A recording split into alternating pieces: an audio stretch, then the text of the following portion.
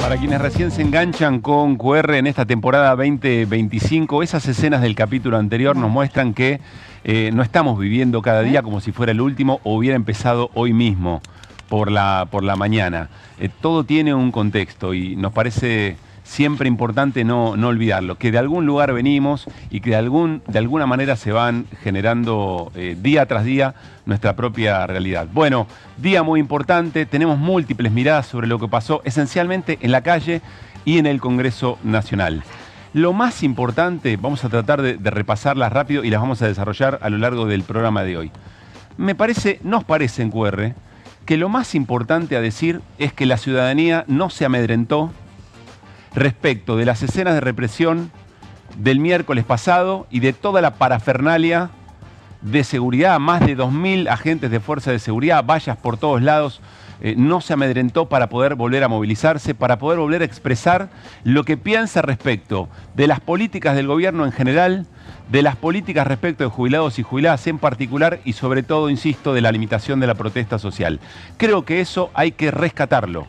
Es un dato muy positivo. La sociedad argentina no se amedrenta, tiene mucha historia por detrás y hoy lo demostró. Y probablemente lo haya demostrado con más organización que el miércoles pasado. Y eso no es un problema. La política se organiza para responder colectivamente frente a cuando se siente amenazada. Segundo punto, la ciudad sitiada.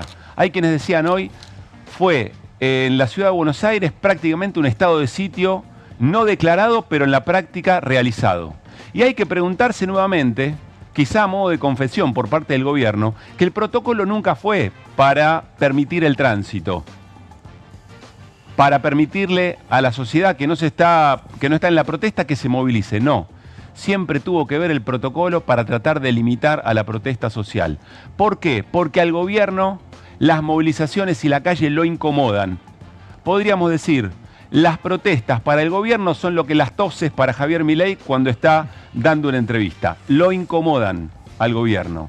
¿Y por qué lo incomodan? Y va quedando cada vez más claro. Que no es real que el ajuste más profundo de toda la historia de la Argentina, del planeta, del universo, se puede llevar adelante con consenso social. Que durante un tiempo la sociedad puede estar a la expectativa de qué significa este personaje nuevo que viene frontalmente diciendo lo que va a hacer, que va a venir con... Pero eso no dura en el tiempo. Y que más allá de que no encuentre canalización en otros espacios de la política, esto no se lo banca. Y cada vez es mayor la gente que se lo demuestra. Y es un problema muy serio para el gobierno. Entre otras cosas porque tiene que mostrarle a los acreedores externos o a quienes le van a prestar plata que no tiene ese control social o que no tiene ese consenso social que ostentaba. Tercer elemento que me parece muy importante. El bochorno en el Congreso. El bochorno en el Congreso. Bochorno por partida doble. Primero, porque evidentemente hay un grupo de dirigentes políticos, de legisladores y legisladoras que están dispuestos a transformar a la política en un show. Hoy quedaron muy en evidencia, en función de un audio que se difundió del presidente de la Cámara, integrante de La Libertad Avanza, arengando a su propia tropa para que hagan lío, para que lo peleen, para que hagan bullicio, para que hagan escándalo. Esa degradación de la política que en muy buena parte explica que un personaje como Javier Milei sea presidente es parte del bochorno. Pero hay otro bochorno mayor. Hoy De Loredo descansa porque sobrecargados aparecieron sectores de la política muy encumbrados alrededor de la defensa de las instituciones que tomaron las clases de Loredo, que se angustiaba por cómo era el gobierno, por los maltratos, por la violencia, pero después le daba el voto, y terminaron diciendo lo mismo, que les pareció una barbaridad la ofensa institucional de que un acuerdo con el Fondo Monetario salga por decreto, pero aquí tiene el voto. Y me refiero a dos personajes en particular. Uno, la coalición cívica a través de Juan Manuel López. La coalición cívica en la Argentina es emblema de la República, de la defensa de la República. Y después lo vamos a escuchar, pero Juan Manuel López dice, la verdad no nos enorgullece esto, estamos por primera vez acompañando un decreto de estas características, pero el kirchnerismo hizo todo esto, pero, y tantas otras cosas más, allí fue el voto. Y el otro es Miguel Ángel Pichetto, Miguel Ángel Pichetto, que en la política argentina es una reverencia para algunos y para algunas. Que todos quieren ser amigos de Miguel Ángel Pichetto, porque cómo maneja el poder, porque qué bien maneja la Cámara, lo coachea en vivo en las sesiones a Martín Menem para que no se le desordene la propia sesión. Y que dice, la verdad es una barbaridad, pero vamos a acompañar, véanlo. Al instrumento, al DNU, creo que se podría haber enviado un proyecto de ley a la Cámara de Diputados y al Senado. Creo que faltan explicaciones. Creo que el ministro Caputo, en lugar de estar dando vueltas por canales de televisión o yendo a reuniones del Círculo Rojo, debería haber venido acá. Fundamentalmente tienen un gran desprecio por el Congreso, pero creo que hay que pensar fundamentalmente en la Argentina y yo tengo una mirada de apoyo crítico, voy a votar positivamente.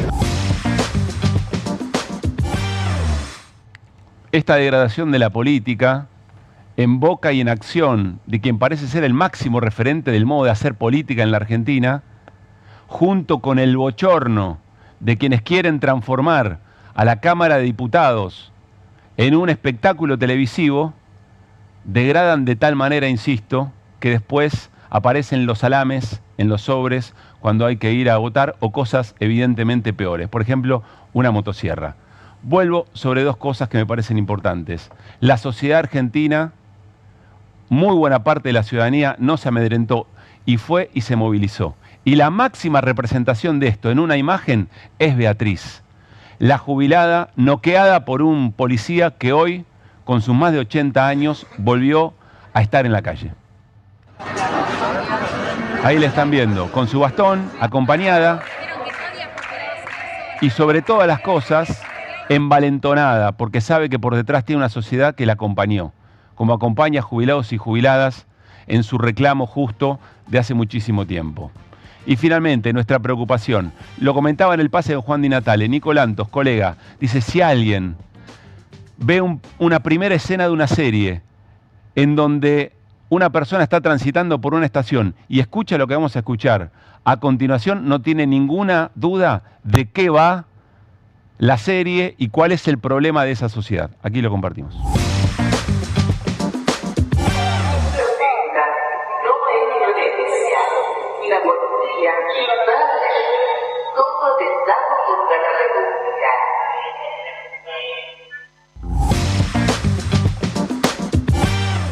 Arrancamos QR por Bravo TV con las voces del día. Es imposible pedirle al Congreso de la Nación que otorgue un cheque en blanco sin saber el destino, el uso de los fondos y ahora el FMI. ¿Y después qué?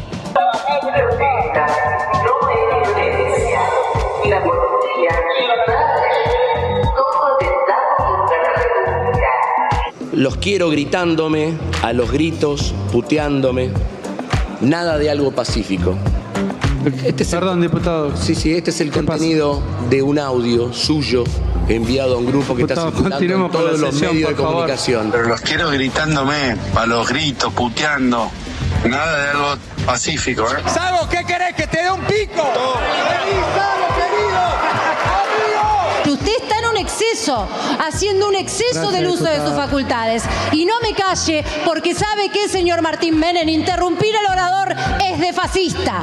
Yo creo que hay compra de votos, está claro eso, ¿no? Y Cuader es la clara expresión. Fundamentalmente tienen un gran desprecio por el Congreso, pero creo que hay que pensar fundamentalmente en la Argentina y voy a votar positivamente. Nuestro bloque, presidente, una vez más, viene a ayudar a un gobierno que no integra en un momento crítico. En la medida que sostengan y que le pongan la etiqueta de golpe de Estado o de proceso de desestabilización, van a meter a la CIDE a intervenir. Claro. Eso es ilegal, definitivamente. Quiero hacer una moción.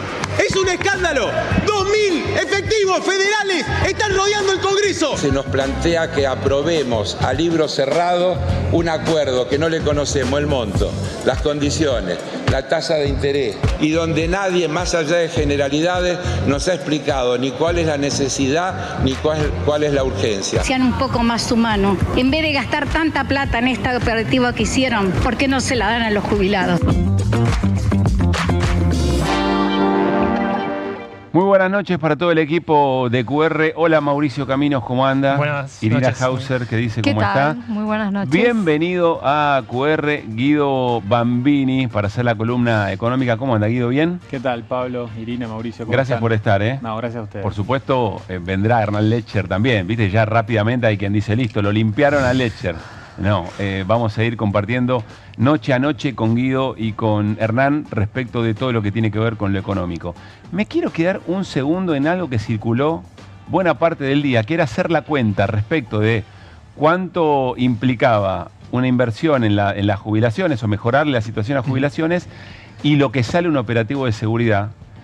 Y quiero polemizar, porque para mí es una mirada equivocada, por dos razones. Primero porque una cosa es, diría el gobierno, ¿no? Sistémicamente, cuánto tenés que dedicarle a la inversión previsional, y otra cosa es la inversión en un día de represión. Pero más allá de eso, gobiernos de esta característica invierten en seguridad. Es decir, el retorno en términos de redistribución de la riqueza que consiguen por la efectividad del aparato represivo es mucho mayor que lo que invierten. Sí, pero invierten en seguridad para hacer este tipo de despliegues y amedrentar. Bueno, está bien, pero al final es para custodiar cierta riqueza generada en otros lugares. Bueno, que esa es la que importa. Bueno, pero por eso para mí hay un punto donde sí es comparable, porque se trata de una cuestión patrimonial también, por lo que vos estás diciendo. Sí, yo digo que están custodiando las ganancias y las utilidades de ciertos sectores. Y en función de eso hay una inversión. Y esa inversión, para esa manera de entenderlo, les garpa. Eso bueno, es lo que está bien, pero recién escuchábamos a una mujer que justamente definía, una jubilada que definía lo que vos estás diciendo, que decía, bueno, ¿por qué ponen tanto en estos operativos si a nosotros no nos dan nada? Y la verdad es que bueno, lo que ellos quieren es que la riqueza se distribuya justamente para el lado de ellos, que no es la mirada de este gobierno. Y justo es una semana en la que hoy cayó una sesión, después de todo lo que vivimos, cayó la sesión que buscaba extender la moratoria jubilatoria. A las 7 de la tarde. Claro, o sea, entonces hay como una contradicción ahí, ¿no? Ese dato es importante. A las 7 de la tarde había una sesión que lo que buscaba era prorrogar la moratoria jubilatoria. Que cae, creo que el fin de semana, 23, más o menos. Bueno, 23 de marzo. Entonces, fue un día eterno, ¿no? Parece que estamos hablando de una semana o un mes. Bueno, estamos acostumbrados a esta Argentina frenética. De hecho, veía los audios de ayer y era como... Quedaron muy viejos, ¿no? Sí. O sea, cómo envejecen las cosas. Es la misma trama, pero sin embargo sí. Cómo nos pasa por arriba el día y el gobierno juega con sus intereses. O sea, pone los policías para custodiar un acuerdo con el FMI y después vacía el Congreso para darle a los jubilados otras oportunidades, ¿no? Sí, señor. ¿Guido? No, otra cuenta que los economistas nos tienen acostumbrados a hacer y que esta vez no hacen es, vieron que cada vez que hay un paro general se calcula cuánto le cuesta un día de paro general a la Argentina, lo prorratean y dicen, bueno, este porcentaje del PBI. Bueno, hoy con los cortes de los accesos a la capital federal y también con los cortes en que la misma policía y la Fuerza de Seguridad General en el microcentro porteño, no había ningún economista mainstream sacar esa cuenta. Claro, muy bien, fueron 10 manzanas, no sé, 15. Sí, afectando la actividad económica. De comercios, claro. De comercios afectados porque, bueno, los clientes no pasaban, digamos, no hay tránsito. Había una cuadra entre Luisa Espeña, entre Hipólito Yrigoyen y Alsina, donde estaba cerrada porque ahí estaban apostados todos los carros que tenían a los policías. Es decir, para esos comerciantes los únicos que podían entrar eran los que estaban pertrechados a comprar algo. Los que vendieron fueron las medialunas que compró Lila Lemoyne y le llevó a los policías. Esa casa de medialunas tuvo negocio, digamos. Esa funcionó muy bien. A ver, quiero decirles que enseguida viene Guadalupe Tagliaferri, senadora del PRO. Una senadora que ha tenido un rol muy importante en algo que se va a discutir, ya tiene fecha dentro de algunas semanas, y son los pliegos de jueces de la Corte. Pero vamos a preguntarle a Guadalupe Tagliaferri qué vio en las escenas que hemos visto todos hoy en el Congreso, del que ella es efectivamente parte, y además cuál es el rol del PRO en este momento de cara a las elecciones que se vienen. Y más tarde vendrá Julia Estrada, diputada de Unión por la Patria. Le vamos a preguntar en profundidad qué se sabe y qué dudas quedan o qué implica el acuerdo con el Fondo Monetario, que el gobierno ya tiene la página en blanco, el cheque en blanco para poder ir a firmar sin que sepamos, como decía Carlos Heller, ni el monto, ni la tasa, ni los plazos. Nadie en su sano juicio, en ninguna familia le daría una carta abierta así para una cosa por el estilo. A quienes les gusta comparar la administración hogareña con la administración del Estado. Quiero preguntarte, Guido, ¿qué pasó hoy con los dólares financieros, con el dólar ilegal y si se calmaron un poco el tema de las acciones y los bonos? Sí, los dólares financieros, el MEP y el CCL, retrocedieron en el margen, un poquito cerca de 1%, pero esto no compensa la suba que veíamos en las imágenes del programa pasado, que marcaba Hernán, de cerca del 4% que tuvieron en el día de ayer, tanto el MEP como el CCL y el paralelo, el Blue, ¿no? Puede tener que ver un poco, obviamente, con el mercado viendo esto como una buena noticia, un nuevo endeudamiento que veremos cómo lo toma después cuando veamos los términos y condiciones del acuerdo. Porque recuerden que el acuerdo de Macri con el Fondo Monetario Internacional no fue bien tomado por el mercado, sino de hecho fue el mercado el que terminó en algún sentido sacando el gobierno. Digo, les dio salida ese préstamo, pero, digamos, fue para abajo todo, ¿no? Y se dispararon las cotizaciones de los dólares en ese momento. Lo que decís es, puede llegar a ganar un poco de tiempo, pero hay que ver qué lee el mercado respecto al acuerdo cuando se conozcan los detalles. Efectivamente, este es un nuevo puente, ¿no? Sí. Como nos tiene acostumbrado este gobierno. Primero la devaluación y esta diferencia entre las Expo y las Impo con la recesión, al primer semestre de 2024. Luego el blanqueo, el repo y un nuevo puente. La incógnita es si nos lleva a la costa, a tierra firme, estos puentes, o no nos llevan a ningún lado. Déjame, ¿puedo hacer una preguntita? Sí, claro. Ya que estamos, ¿qué podemos esperar mañana? Ya con el acuerdo, digamos, blindado, el DNU. ¿Puede haber algo? Bueno, a ver. ¿O dónde mirar? Yo creo que si Caputo no sale a decir cuánto es el monto, es porque efectivamente todavía están en discusiones con el Fondo Monetario Internacional. Por las condiciones, el fondo aparentemente está exigiendo bandas de flotación para el tipo de cambio. Bueno, puede estar en discusión eso y a partir de eso el monto, porque si no yo creo que efectivamente lo anunciarían para seguir trayendo calma a los mercados. Bien. Igualmente, con el acuerdo es probable que mañana veamos una jornada relativamente tranquila. También tenemos algunas buenas noticias de los mercados internacionales en el día de hoy. En la Argentina y en la característica que tiene la historia de la relación con el Fondo Monetario, siempre la cuestión de fondo es el Fondo Monetario Internacional. Vamos a analizar, Mauricio, si te parece, de qué manera consiguió el gobierno los votos necesarios para poder, insisto, tener un cheque en blanco, para poder ir por decreto por encima de una ley que indica lo contrario a un nuevo acuerdo con el fondo. ¿Cómo consiguió los 129 votos? Bueno, yo creo que es muy importante esto que marcabas recién, de que se salteó, o sea, a ver, el DNU del acuerdo fue al Congreso, pero hay una ley, la famosa ley Guzmán, la ley de sostenibilidad de la deuda, que obliga a una ley nueva, o sea, que es una ley. ¿Qué hizo el gobierno? Firmó un DNU que tiene fuerza de ley y que después el Congreso lo avala o no, ¿no? Con una cámara sola que lo avale, para que la gente entienda, ¿no? Queda ratificado ese DNU como fuerza de ley. Es decir, para rechazarlo se necesita el rechazo de las dos cámaras. Claro. Con la aprobación de una como en diputados, listo, el Senado ya no tiene nada que decir. El gobierno fue inteligente ahí, digamos, porque pensando que en el Senado iba a estar más complicado por la mayoría que tiene, un poco el peso que tiene el peronismo, se le iba a trabar. Ese era el argumento. Entonces, bueno, vamos por diputados y juntamos los aliados. ¿Qué es lo que pasó hoy? Con los aliados habituales del gobierno que le vienen votando desde la ley bases, pudo blindar este DNU y justamente lo blindó y lo convirtió como en ley. Ahora ya es cuando hablamos de los aliados, hablamos del PRO, por supuesto. El PRO sí que es ya un aliado, un amarillo pintado de violeta, podríamos decir, ¿no? Integrados, dice Ritondo, ¿no? Claro, ya integrados. Allá adentro hay distintos tribus, porque están, si querés, los mauricistas y los bullrichistas, pero en esta juegan juntos. Tenemos el PRO, tenemos el radicalismo de Rodrigo de Loredo, que lo vimos recién.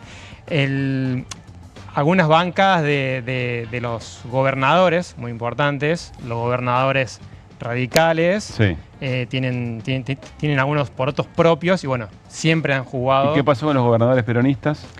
Algunos, los no kirchneristas que no forman parte de Unión por la Patria, acompañaron.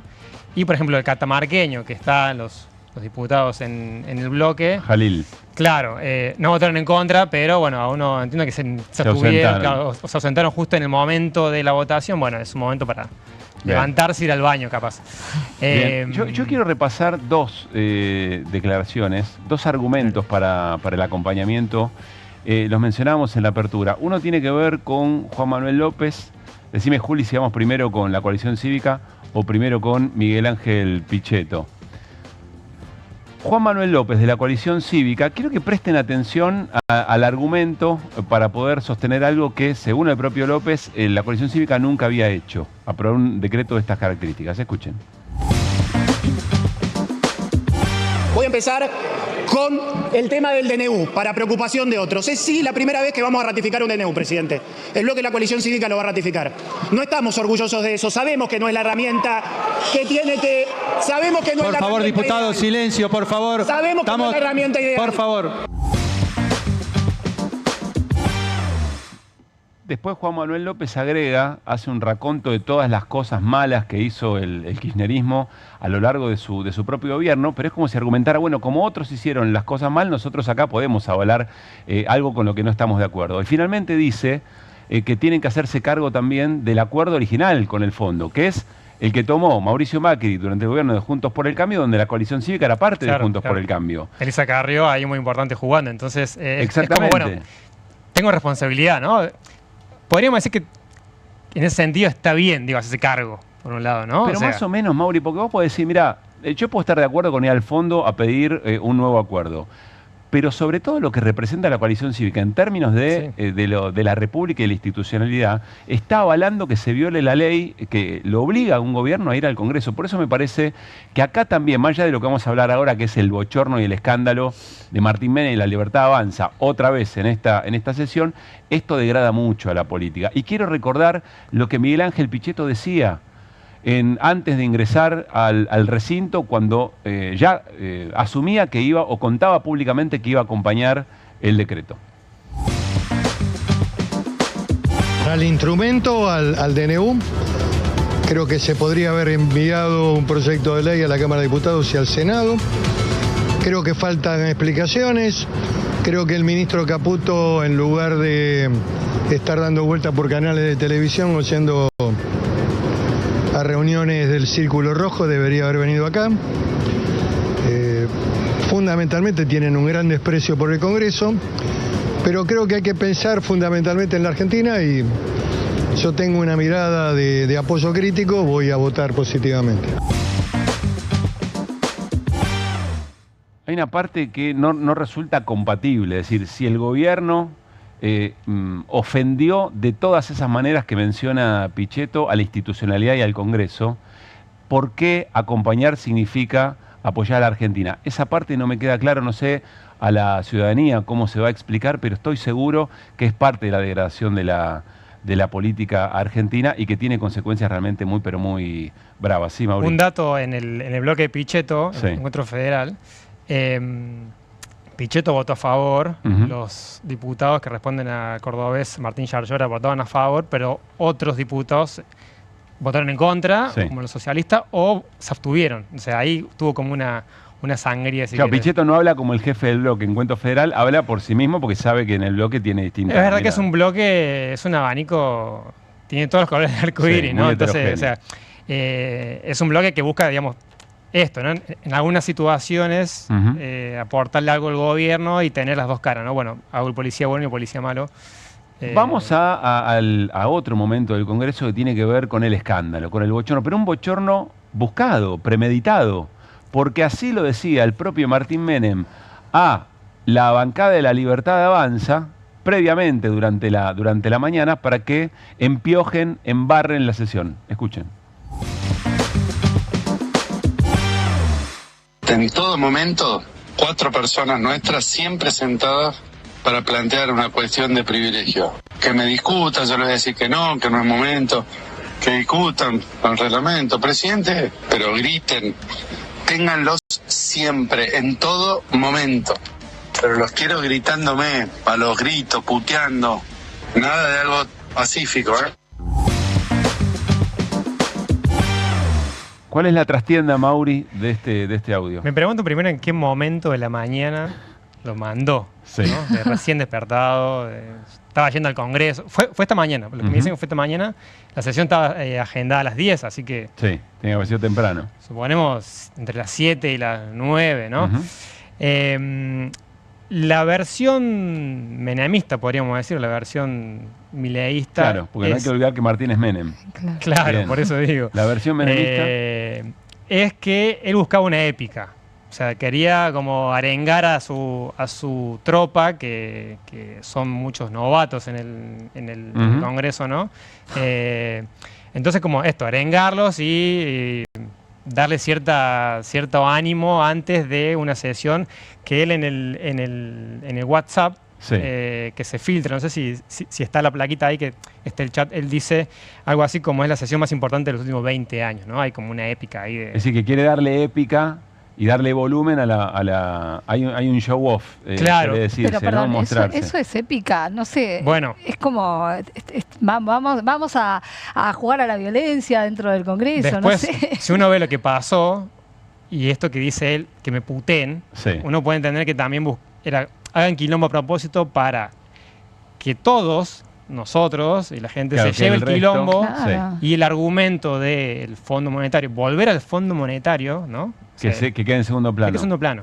Y de hecho estamos hablando ahora de eso. entiendo, ahora O sea, que decís, entiendo el... puede el ser una objetivo. segunda hipótesis que creo que tiene bastante lógica, porque uno ve después todo lo que pasó, la seguidilla de que si querés podemos repasar, pero la seguidilla de escándalos, aparte era todo en el comienzo, o sea, ya fue antes siquiera de comenzar el debate en sí, para que la gente entienda, hay un momento en que los diputados piden mociones de privilegio y se contestan y hay como toda una parte preparatoria antes de empezar a debatir un tema puntual. Vamos a verla a Marcela Pagano, diputada de La Libertad Avanza, muy enojada con Martín Menem por la presidencia de la Comisión de Juicio Político. Otro día volvemos sobre eso, pero miren cómo contaba efectivamente y de alguna manera pasaba en limpio qué era lo que estaba ocurriendo con ese audio.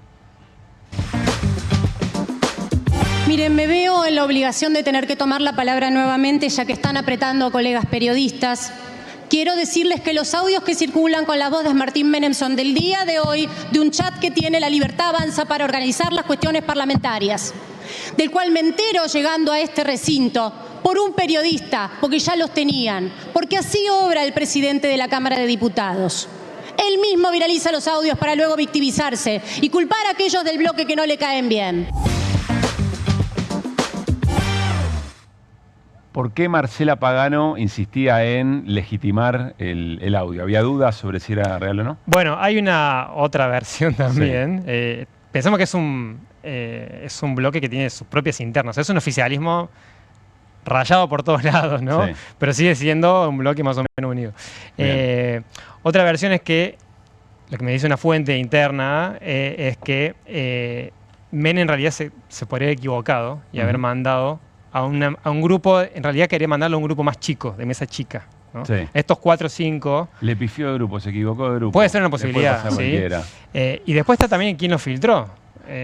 Aguantemos dale. ahí, en quién filtró lo dejamos este para audio y qué consecuencias tuvo, cómo se materializó esto en el recinto. Corte y hacemos QR hasta las 12 de la noche. Ya viene Guadalupe Tagliaferri, enseguida viene Julia Estrada. Mucho para compartir en la noche de hoy.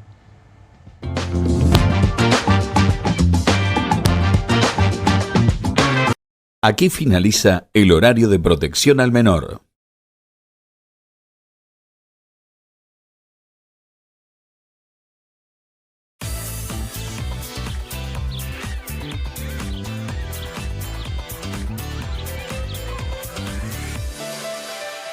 Con movimientos circulares. Tu rutina de skincare te debe traer muchos seguidores, pero este baño te los quita. Pero si yo ya limpié mi inodoro con Harpic. Sí, pero te falta el resto de las superficies. Necesitas el Harpic Baños. El rojo, que saca manchas difíciles, desinfecta y deja impecable tu baño. Para cualquier desafío que te dé el baño, nada mejor que Harpic. Llegaron las nuevas galletitas Kofler. Rellenas con el sabor único de Bonobón y el más delicioso chocolate Kofler. Tentate con lo último en galletitas. Desde el Canil, una ronda de periodistas con secretos e información exclusiva. Desde el Canil, de lunes a viernes a las 18. 8 horas por Bravo TV. ¡Vuelven las clases! Vuelven las manchas. ¡Vuelve la diversión! Vuelven las manchas. Por suerte, existe Vanish. Con una cucharadita de Vanish, el poder del oxígeno activo elimina las manchas y deja los blancos como nuevos. Con Vanish, vuelven las clases, no las manchas. Qué bien me caen los que viven como si nadie los estuviese mirando. El que no es tímido ni a palos. La que no se queda en el fueguito. El orgulloso de lo suyo. Y las que se animan al show sin autotune. ¿Y vos? ¿Ves como si nadie te estuviese mirando? Confía en tu frescura. Topline. Seguí la línea de tu frescura. Las casas usan diferentes perfumes. Eligen oler a café en la mañana, a veces a ropa recién lavada y otras a madera. Pero cuando quieren oler a limpio, eligen Prosenex. Sentí el perfume de la limpieza. Prosenex. Limpieza que se siente. Soy Casta, con la conducción de Carmela Bárbaro. Un programa diferente de mujeres, plural y picante. Soy Casta, de lunes a viernes a las 19 por Bravo TV. ¿Qué haces acá? Si te corté ayer. Es que cada vez que como las nuevas Mogul Extreme, me vuelvo a crecer. Mogul, tubitos, lenguas y ladrillos. Mogul, tubitos, lenguas y ladrillos. Mogul. Nuevas Mogul Extreme. Probalas. No te las vas a poder sacar de la cabeza. ¿Qué hacen tus manos por tu familia cada día? Nos llevan, nos traen, nos alimentan y cuidan de quienes más amamos. Hacé algo por ellas también. Espadol es el único jabón con el poder antibacterial de Espadol que protege tus manos y a tu familia. Recomendado por la Sociedad Argentina de Medicina. Porque solo Espadol es Espadol. 1, 2. Bueno, dale, arranca. ¡Pará! ¡Mike! ¿Van a hacer el video con el inodoro con manchas de sarro? Pero si siempre uso lavandina. Eso no lo remueve. ¿Por qué no probás limpiando con Harpic?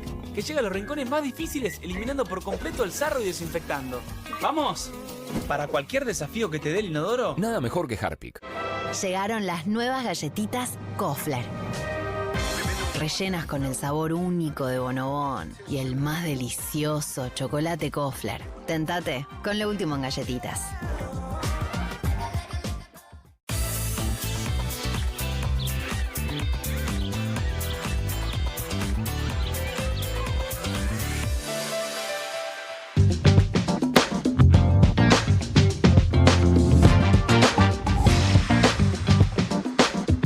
Todo el tiempo hay ideas.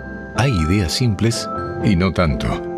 Hay ideas que nos asombran siempre y hay otras que nos cambian para siempre. Hay ideas grandes y hay grandes ideas. Hay muchas ideas. Lo importante es que funcionen. Como Banco Credicop, el banco cooperativo ideado para que los sueños de los argentinos se hagan realidad. Hay otra idea de banco y funciona. Súmate. Banco Credicop Cooperativo. La banca solidaria. En Pilar contamos con Mimuni, nuestra herramienta digital de atención ciudadana para solicitar turnos, realizar trámites y gestionar reclamos de manera ágil y cercana. Descárgate la app o chatea con nosotros por WhatsApp a través de 11 52 38 68 64. Las 24 horas del día. También podés acercarte a cualquiera de nuestros puntos Muni de lunes a viernes de 8 a 18 horas y los sábados de 9 a 15 horas. En Pilar seguimos acercando el Estado a todos y todas las pilarenses. Pilar presente con futuro.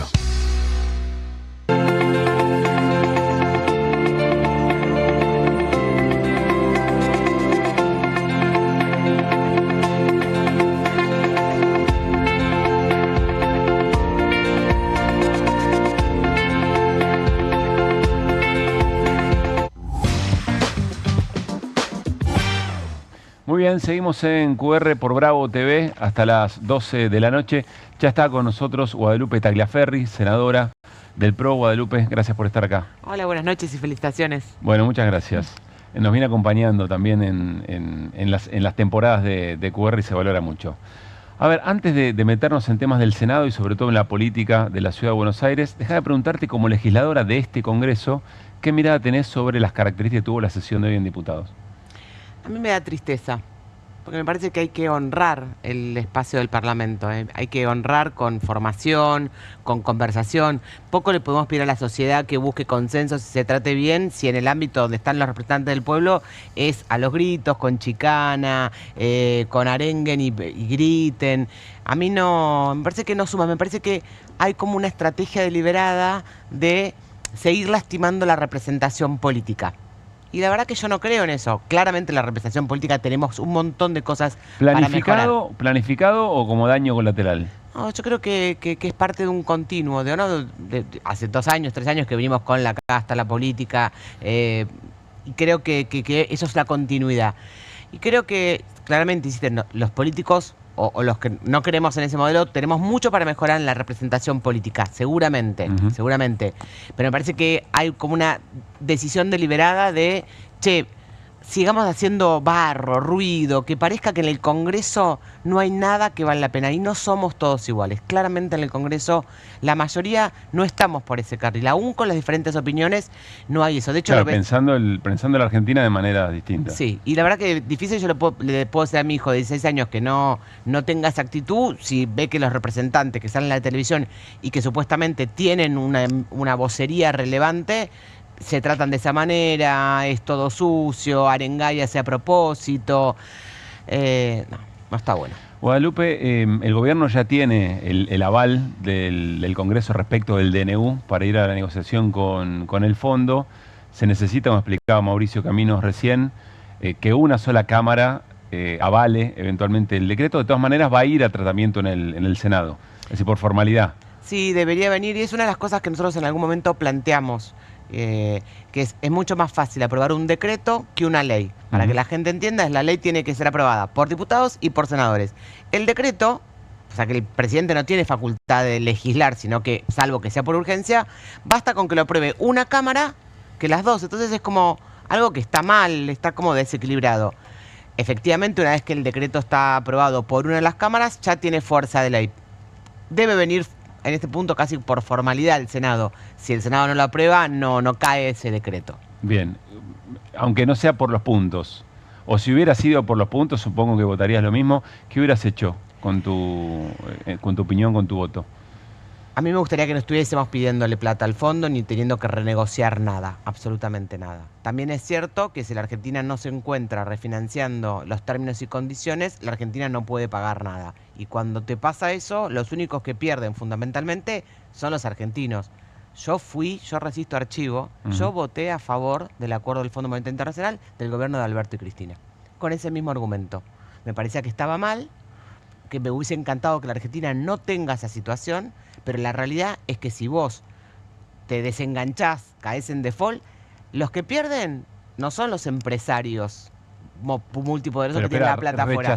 Rechazar el decreto, rechazar el modo, no significa rechazar un acuerdo. Exactamente. Entonces, esa es la situación. Ahora, lo que rechazo es el modo.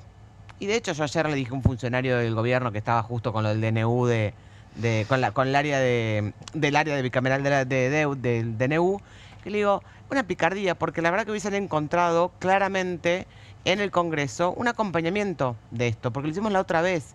Ahora, casi que hay un ejercicio de provocación. De nuevo, casi como un ejercicio de provocación bueno, lo mando por DNU.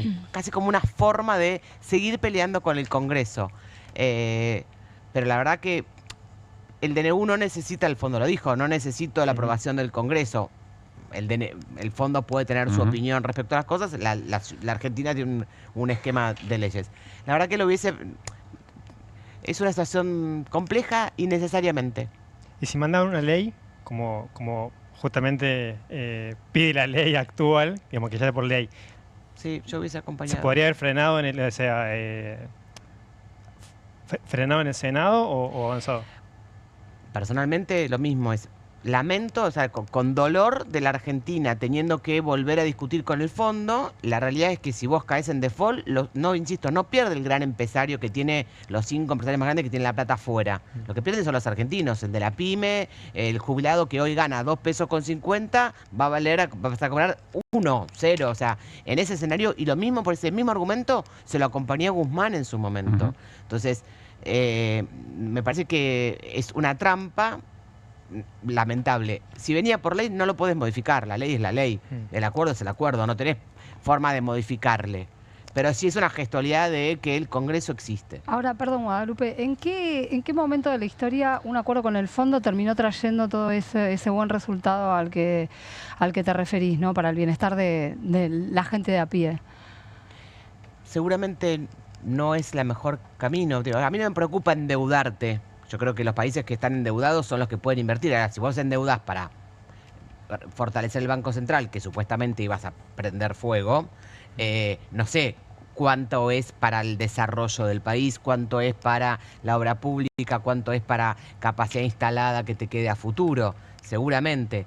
Ahora, lo que vos decís es cierto. También es cierto que si vos caes en default, el jubilado que gana 390.000 pesos y no puede comprar medicamentos, al otro día no puede comprar, no puede vivir directamente.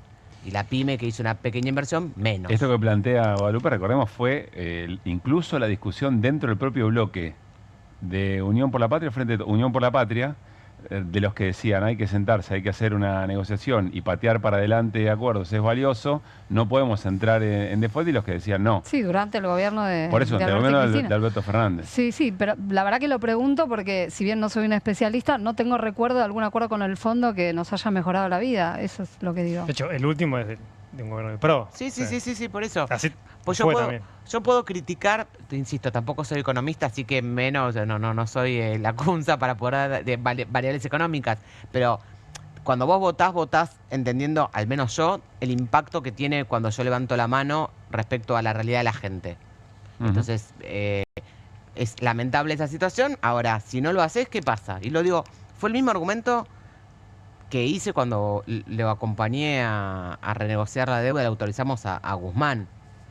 Es el mismo. Sí, ahí permitime, Guadalupe, marcar una diferencia entre lo que fue el acuerdo con Guzmán, que fue un refinanciamiento sin toma de deuda nueva, y quería preguntarte si efectivamente, sabiendo que es muy probable que esto implique deuda nueva, porque esto de cambiar deuda, digo, de decir que las letras intransferibles son lo mismo que deberle al Fondo Monetario Internacional no tiene sentido, si igualmente hubieras acompañado, sabiendo que es un nuevo endeudamiento y no solamente para refinanciar pagos de capital y de intereses. Sigo creyendo que es una mala salida. Ahora, creo que no hay otra salida. Si a mí me explicaran qué otra salida hay, efectiva, real y concreta, y no desde la boca para afuera, tipo, bueno, yo me siento acá y digo, bueno, sería bueno que no tengamos deuda. Sí, sería genial. ¿Cómo lo hacemos?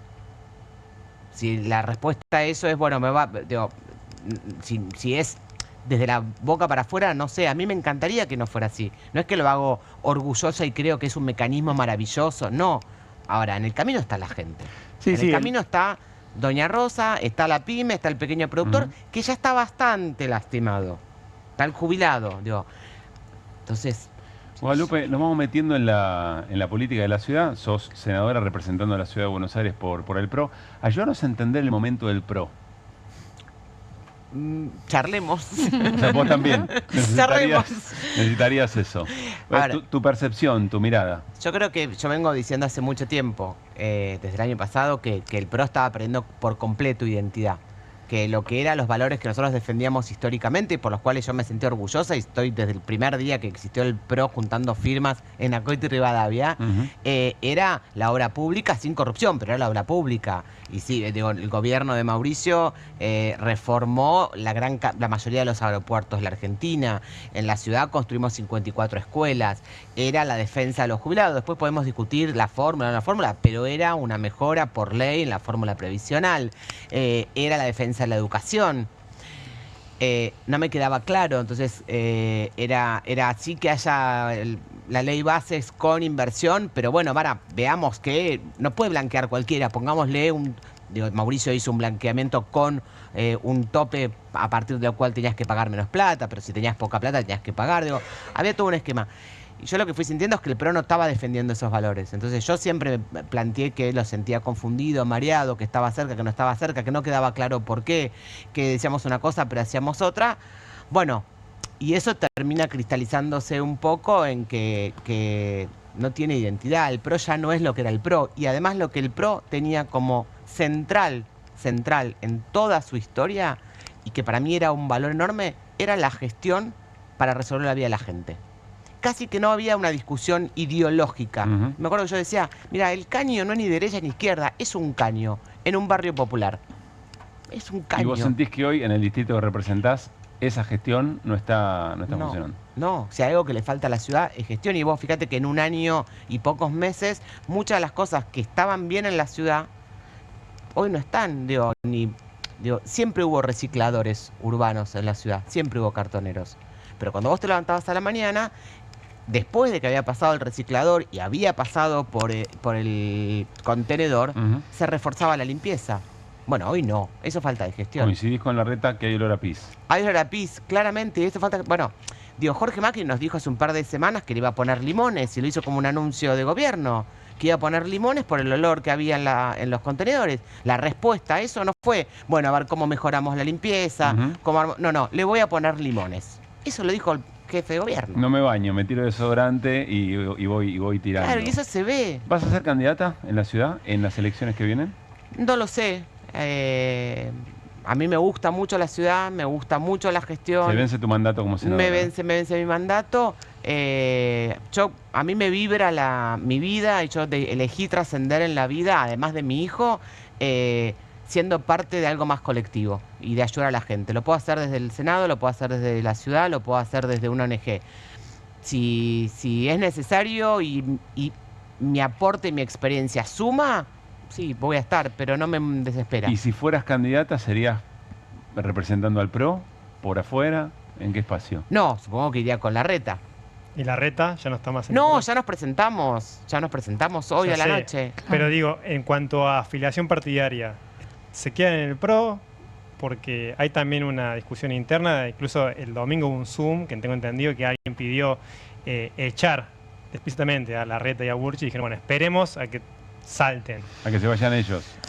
A mí me parece que entiendo el punto, me parece que la discusión de dónde estás afiliado no es algo que le importa a la gente. Lo que importa es la gestión. Para mí, nosotros somos el PRO. Si yo digo lo que yo fundé y ayudé y estuve desde el año 2002, somos nosotros. Me parece que ese sello o eso, la gente no es tan relevante. La gente vota, se acuerda su metro cuadrado, lo que le gusta, lo que no le gusta, lo que está bien, lo que está mal. ¿Qué representa para vos hoy Patricia Bullrich? Reformulo, si algo del PRO está representado en Patricia Bullrich, pero antes de contestar, me gustaría que compartamos lo que Jaime Durán Barba, que en un momento fue un artífice muy importante de la narrativa del PRO, de la construcción política y electoral del PRO, dijo sobre la propia Bullrich. Actitudes como las que ha tenido Patricia Bullrich con la señora a la que golpeó el policía, con el fotógrafo que fue atacado, no eran propias del PRO. Son actitudes muy extremas de culto a la violencia que al votante normal del PRO no le gustan. ¿Qué haces con eso? ¿Te pones del lado de Milei y de Patricia diciendo así, rompan la cabeza a cualquier viejita que pase por la calle? ¿O recuperas los antiguos valores del PRO y te pones en la oposición? Pero si estás en la oposición, ¿cómo eres ministra de Seguridad? Están en un callejón muy complicado quienes permanecen en el PRO. Yo creo claramente en un PRO que puede distinguir, o al menos lo que éramos nosotros, podés distinguir perfectamente entre una jubilada y un barra brava o alguien que está prendiendo fuego a un auto de la policía. El que está prendiendo fuego a un auto de la policía hay que detenerlo, a la jubilada no. Nosotros hemos hecho marchas en la ciudad donde podíamos distinguir eso. Claramente no son los valores del PRO. No es un valor del PRO, no fue un valor nuestro en la gestión nunca, la violencia como resolución, provocar. Porque vos a la policía... ¿Vos viste a la policía provocando el miércoles pasado? No provocando. La decisión política, vos a la policía, que es un organismo que responde a una directiva política, no son libres pensadores. Lo que ellos tienen la indicación de, como hacíamos en la ciudad, controlen, que no haya disturbios, no provoquen, tengan paciencia, en la ciudad no iban con armas, tratemos de que esto se pueda manifestar y sea lo más pacífico posible. En la otra no, la otra parece como que directamente no los dejen marchar. Hay una diferencia entre la libertad de expresión y romper todo, pero también hay una diferencia entre controlar y que no haya disturbios y pegarle a una jubilada porque te está haciendo así con el hombro. Es una jubilada. El policía tiene que tener la capacidad y la orden de poder limitar esa situación. No es lo mismo un barra brava que una mujer que va a marchar. No es lo mismo un barra brava que los chicos de 12 años que vimos estaban esposados. Y además, ¿sabes lo peor de todo esto? En el camino de todo esto, ¿dónde están los jubilados? ¿Cómo? Nadie habla de los jubilados, no ustedes, digo. Claro. ¿Y los jubilados que ganan en menos de 400.000 pesos? ¿Quién es hoy el jubilado? ¿Quién lo defiende? Ahora, ¿Patricia Bullrich era otra cuando era ministra de Seguridad del gobierno de Macri? Yo estaba en el Ministerio de Desarrollo Social de la ciudad.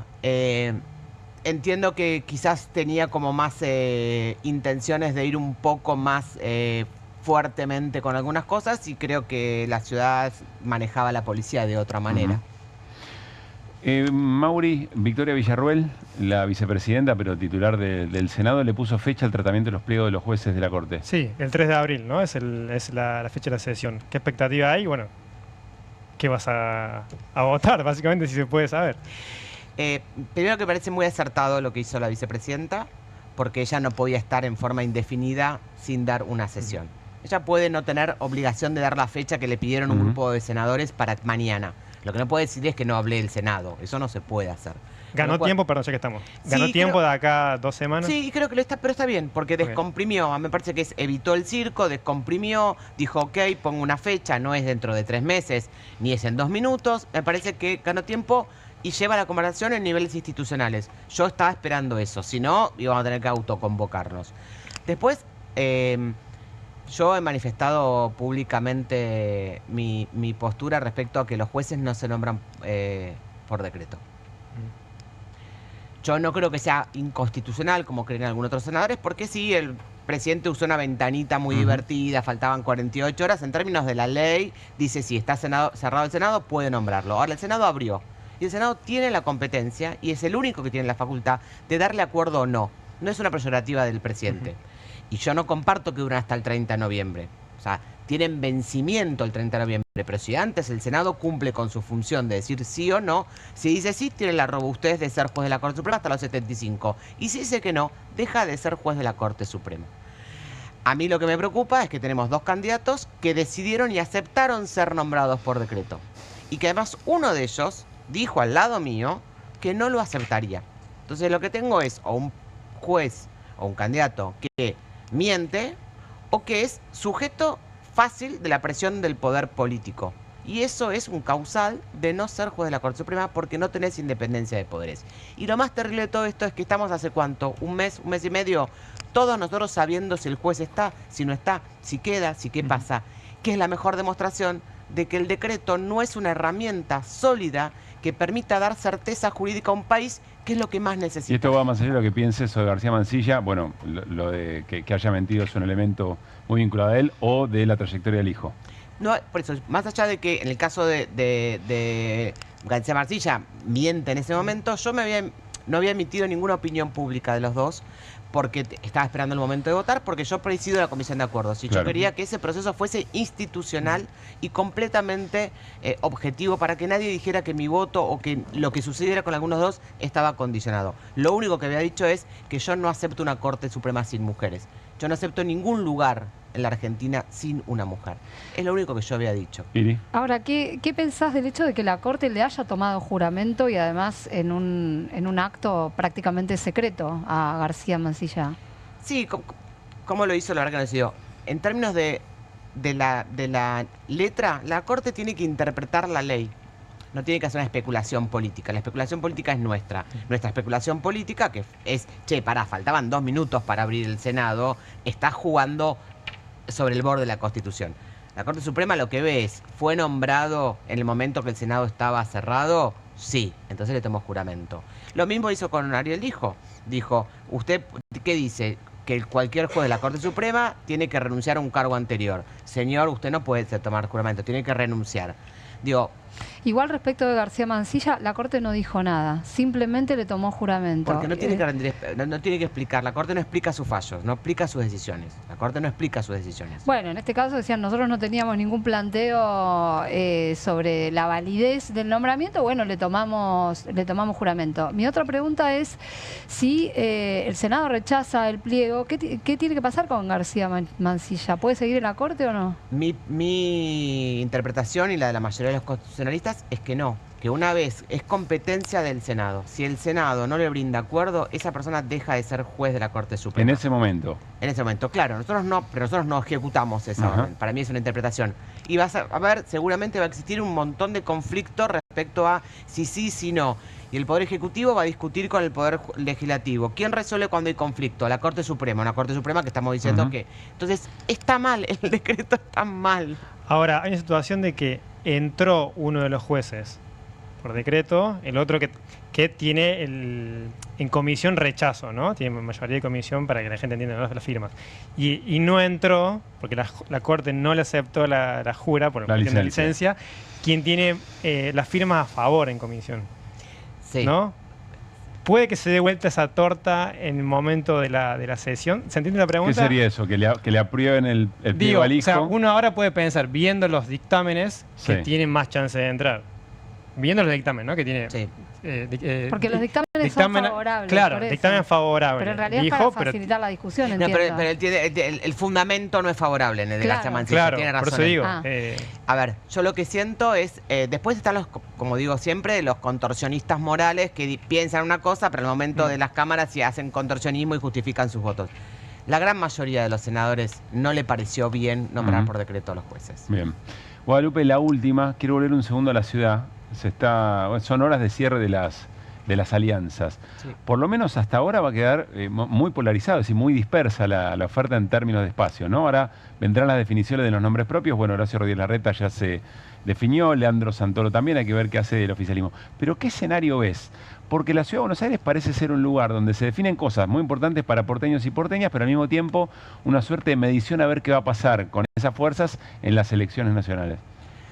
Ojalá podamos debatir los temas de los porteños. Claramente la macroeconomía no es una responsabilidad de ningún jefe de gobierno y de ningún legislador, pero sí que haces con la realidad. Entonces para mí hay que discutir eso, porque si no los porteños, para algo somos Ciudad Autónoma de Buenos Aires. Es cierto que el gobierno va a intentar buscar un escenario favorable como primer batalla, pero lo han hecho todos los gobiernos, no es que tiene algo malo este gobierno, es la lógica habitual de, de todas las rosadas sobre la Ciudad de Buenos Aires. Ojalá discutamos la Ciudad de Buenos Aires, discutamos los problemas, discutamos que está sucia, discutamos que hay una respuesta real para darle a la gente en calle, que hay una política de tránsito que tiene que ser mucho más que pintar solamente los colectivos de azul, que tiene que haber un 147 que funcione. Ojalá discutamos esos temas. Nosotros vamos a discutir eso y creo que la mayoría va a discutir eso. Bueno, y ojalá veremos cómo la gente quiere votar. ¿Y ves al oficialismo porteño? Pues ya, viste, no sabes si decir pro o no pro. ¿Al oficialismo porteño lo ves acordando con La Libertad Avanza? ¿En la Ciudad de Buenos Aires? Sí. No. No. ¿Y cómo te cae, perdón, que sí haya alianza o acuerdo en provincia? Porque es como... Curso en General Paz, es una cosa... La foto de Ritondo Santilli con... Bueno, tendrán que explicar ellos cuál es la... Digo, siendo del PRO, ¿no? Tendrán que explicar ellos cuál es la identidad del PRO. ¿Cuál es la identidad del PRO? Si es la de la educación, la de la no violencia, la de no tratar, la de no gritarnos, la de no decirnos ratas, la de consensuar, la de la policía que ordena no que le pega a la jubilada. Bueno, tendrán que explicar los candidatos de la provincia de Buenos Aires. Guadalupe, gracias por haber venido. Como siempre, un placer. Que estés muy bien. Vamos a volver, enseguida viene Julia Estrada, diputada de Unión por la Patria. Vamos a hablar sobre el Fondo Monetario Internacional y lo que hoy consiguió efectivamente el gobierno. Pero volvamos un momento respecto de la situación en la calle. Y ustedes saben, Patricia Bullrich ofreció una recompensa, 10 millones de pesos, para aquella persona, no es esta la recompensa, 10 millones de pesos para aquella persona que aporte datos sobre alguien que haya cometido algún delito en las movilizaciones. Bueno, la maldad de la producción del programa dice, bueno, si estamos hablando de recompensas por haber hecho cosas ilegales, Y además medio George Orwell, ¿no? Mirá, 1984, bastante futurista. No es como las del Far West, ¿no? Podríamos decir que, digamos, hoy lo ilegal, entre comillas, se saltó esa ley, ¿no? La famosa ley Guzmán. Pensemos podría ser buscado por eso. Alguien podría decir, bueno, denunciemos a Patricia Bullrich y al propio Javier Milei por distintas situaciones de ilegalidad. Una, la que plantea Mauricio Caminos, tiene que ver con haber ido con un acuerdo con el fondo, salteándose la ley, que dice, no, tiene que haber un acuerdo del Congreso, no por decreto. Claro. Esa es una. ¿Y en el caso de Patricia Bullrich? Bueno, ofrecer una recompensa puede. Lo que sucede es que me parece que lo que está haciendo, que además lo hacen a través de una publicación en el boletín oficial, ¿no? Donde dicen específicamente que lo que están buscando es gente que haya ejercido violencia contra las fuerzas de seguridad en la manifestación de la semana pasada. Y lo que es impactante es que el ministerio se arroga a estar investigando, ¿no? Dice que, que ellos están tratando de buscar información que permita identificar y lograr la captura de autores y responsables de los incidentes. Y hablan además de hechos con, supuestamente, armas blancas y de fuego en esta comunicación, donde... O sea, con hechos que no fueron informados al Poder Judicial hasta ahora, ¿no? Ahí está, Programa Nacional de Recompensas. Recompensa a quienes aporten datos útiles, precisos y concretos que permitan identificar y lograr la detención de los responsables de haber promovido disturbios y delitos. 12 de marzo de 2025, lugar del hecho, zona del Congreso Nacional. ¿Qué interpretará cada quien además como un hecho de violencia o eventualmente...? Bueno, que ese es el tema. El ataque al fotógrafo también, ¿no? Digo, ¿por qué no investigamos a los efectivos? Pero la recompensa es para personas que hayan agredido a las fuerzas de seguridad. Está planteada en esos términos, ¿no? Es el libreto del gobierno que intenta además promover esta idea de que lo que hubo fue un atentado al orden constitucional, que hubo gente organizada tratando de ir a hacer un golpe de Estado. Esto es lo que vienen tratando de instalar. Y me parece que esto, anunciado además en el día de hoy, es parte de todo el dispositivo de amedrentamiento que aplica Patricia Bullrich, ¿no? Casi un grotesco, ¿no? Un grotesco como nuestra portada. Pero bueno, te agarra desprevenido y dicen, uy, no... claro, por esto que dice Mauricio, a ver si interpretan que cualquier cosa que yo haga me puede llegar a meter en problemas, ¿no? Hay una pregunta que flota en este momento en la Argentina. ¿Qué es ser violento? ¿Qué es un hecho de violencia en este momento en la Argentina y para quién? ¿no? Es interesante. Con la violencia que hay también discursiva. Por eso digo, ¿quién determina hoy en la Argentina qué cosa es violenta y no lo es? Lo que sucede es que si te pones a mirar los distintos ámbitos de la vida y de la vida institucional, están todos plagados de violencia. Antes hablábamos de la violencia dentro del Congreso, porque lo que pasó con esta invitación de Martín Menem a sus compañeros de bancada era eso. El tono que después se replica dentro de la sesión es el mismo. El discurso de Javier Milei es violento desde el primer día. Las fuerzas de seguridad generando ellas mismas la violencia en las calles, es redoblar esta apuesta. Irina, ¿qué pasó con las personas o con los responsables de incendiar el patrullero por la Avenida Mayo? Esto es importante lo que me preguntas, porque hay una idea de que la jueza Karina Andrade, que es la que la semana pasada fue cuestionada por haber dejado en libertad a las 114 personas que habían sido detenidas, ella siguió con la causa.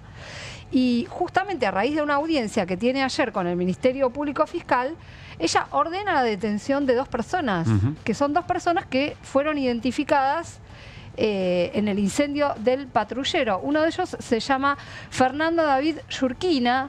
Fernando David Yurquina, que la policía de la ciudad lo identifica como supuesto barra. En realidad aparentemente es un hincha bastante marginal de All Boys, exactamente. En el club dicen que no, que no es socio y que no lo conocen, pero bueno, la jueza dice acá tengo elementos suficientes como para decir está identificado y hay un peligro de que que entorpezca la investigación y de hecho fue detenido. Pero hay una segunda una segunda persona cuya detención se ordenó, que es Gonzalo Gramajo, que hasta ahora no fue encontrado porque tampoco se sabe exactamente dónde vive.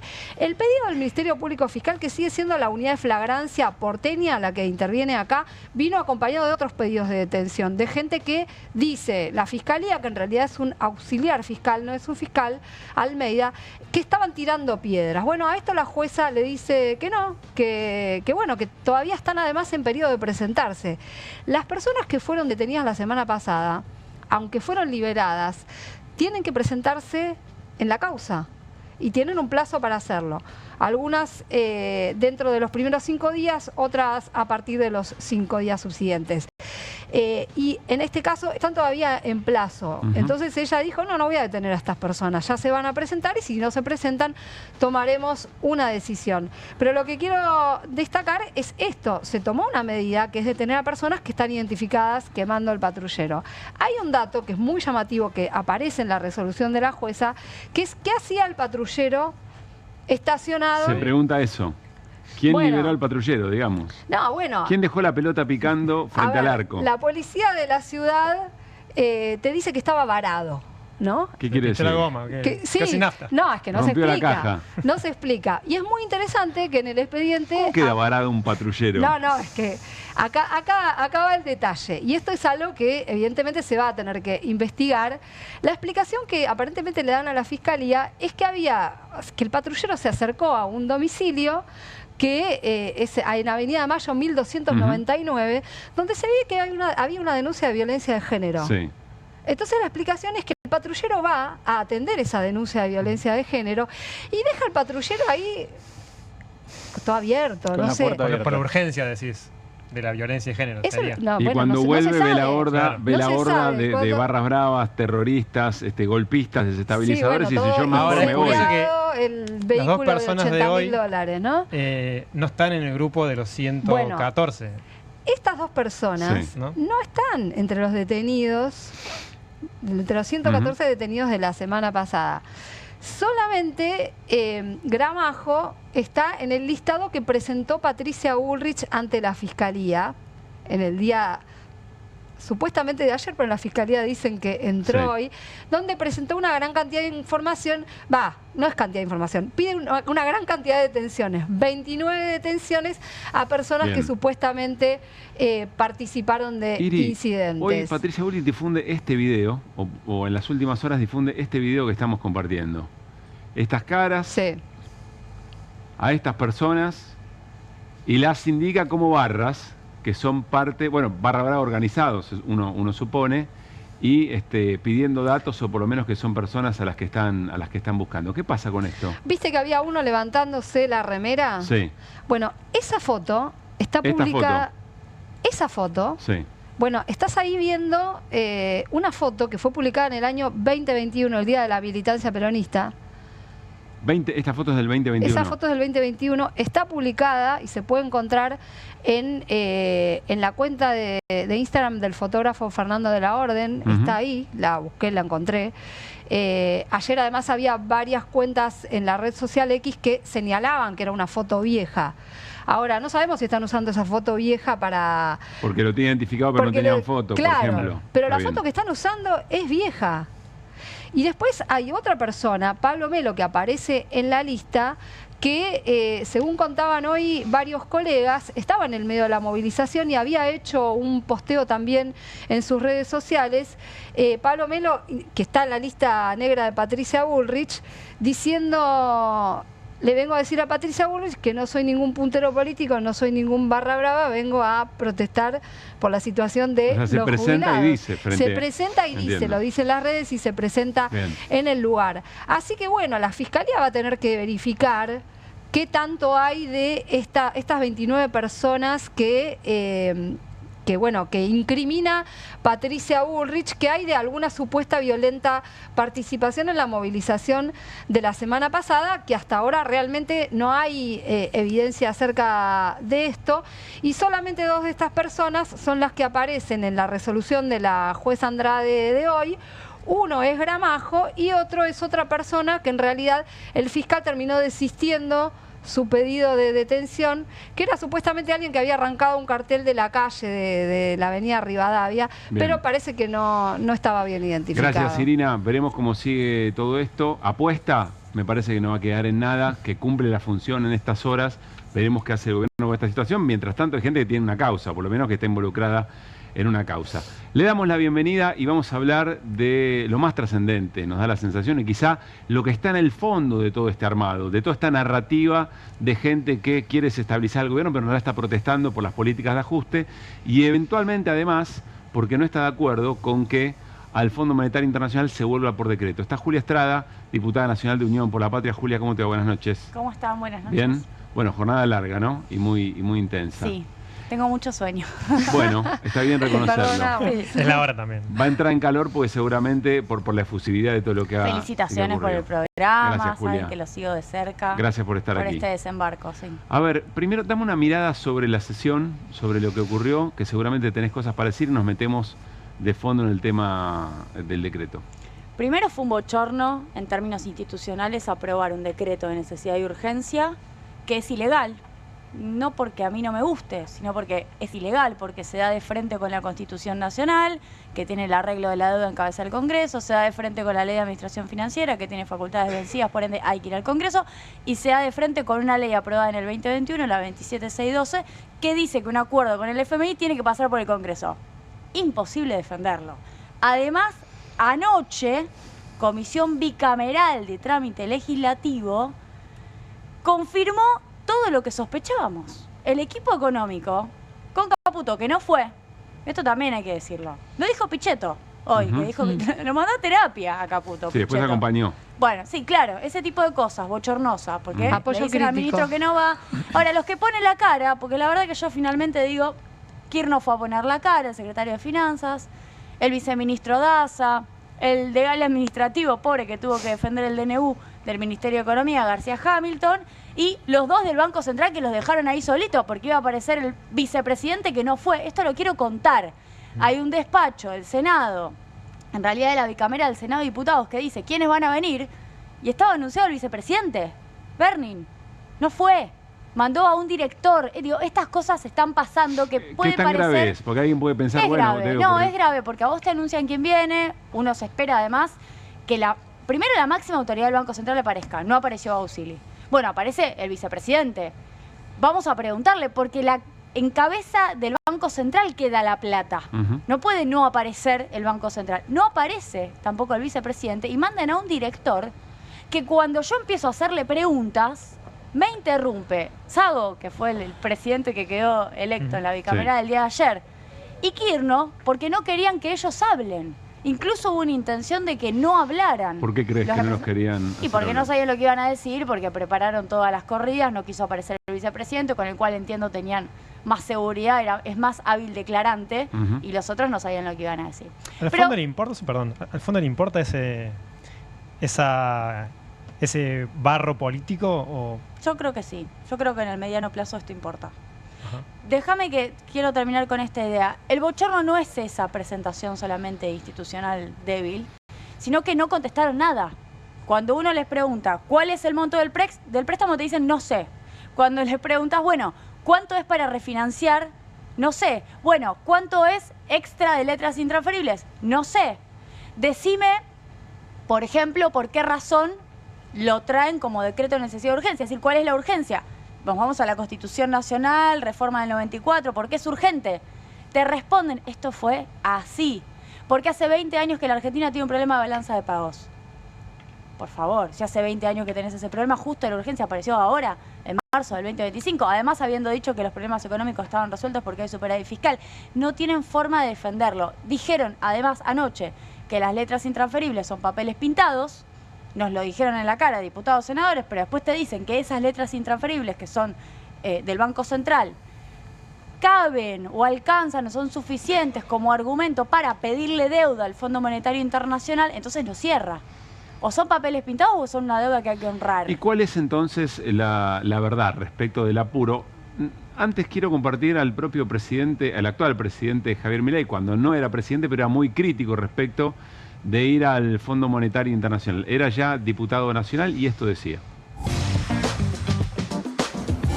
En realidad, la crítica del mundo con el fondo es que es blando, que es muy laxo. En el caso mío ni siquiera debería existir, porque el fondo es una institución perversa. ¿Sabes por qué? Porque cuando un país está, después de hacer un montón de zafarranchos y que ya nadie lo financie y está a punto de explotar, ¿qué hace?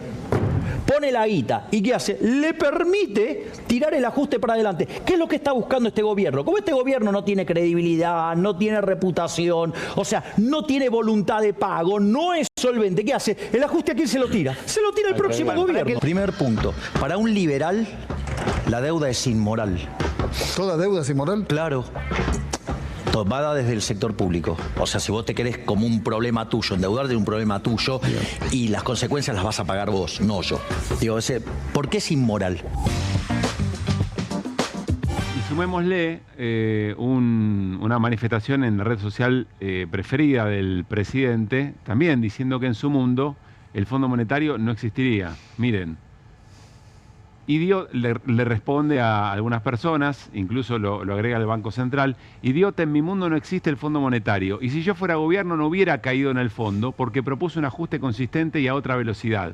Así que pedazo de pelotudo atómico subnormal, revisá lo que escribo antes de opinar de lo que digo. Había que chequearle la red social, ni siquiera el currículum, ¿no? Para saber a qué tipo de discurso y de manera de hacer política nos enfrentamos. Más allá de todo eso, acá hay algo que me interesa en esto, Julia, porque voy a tomar el argumento del gobierno. El gobierno podría decir, bueno, espera, pero ahora estamos yendo al fondo de una manera muy distinta a la que fue eventualmente Macri. Porque nosotros hicimos todo el ajuste necesario y ahora sí, hicimos los deberes más de lo que pedía el fondo. Pero acá lo que está planteando es que si él fuera gobierno nunca sería necesario ir al fondo. Cosa que no está ocurriendo. Eso nos da más la razón todavía. ¿Por qué? Porque justamente hay una única diferencia entre el gobierno de Macri y el gobierno de Milei. Que es que Milei hizo un ajuste tremendo en términos fiscales. Esa sí fue la autocrítica de la derecha en el corto plazo de la historia argentina. Ahora, ese ajuste tremendo en términos fiscales no le resuelve las reservas netas negativas.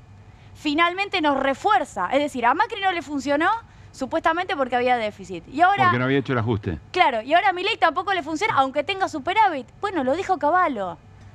La verdad, me molesta bastante tener que citar a Cavallo. Igual fue divertido citárselos anoche a Kirchner y que Kirchner mirara para arriba, porque no lo pueden explicar. Cavallo les dijo, chicos, les sobran pesos, pero si no tienen los dólares, nunca van a poder comprar las reservas con esos pesos que les sobran. Aún con superávit, lo escribió Cavallo en su blog, no vas a tener manera porque... 2 o 3 datos importantes de la macro. La cuenta corriente le está dando negativa los últimos 7 meses.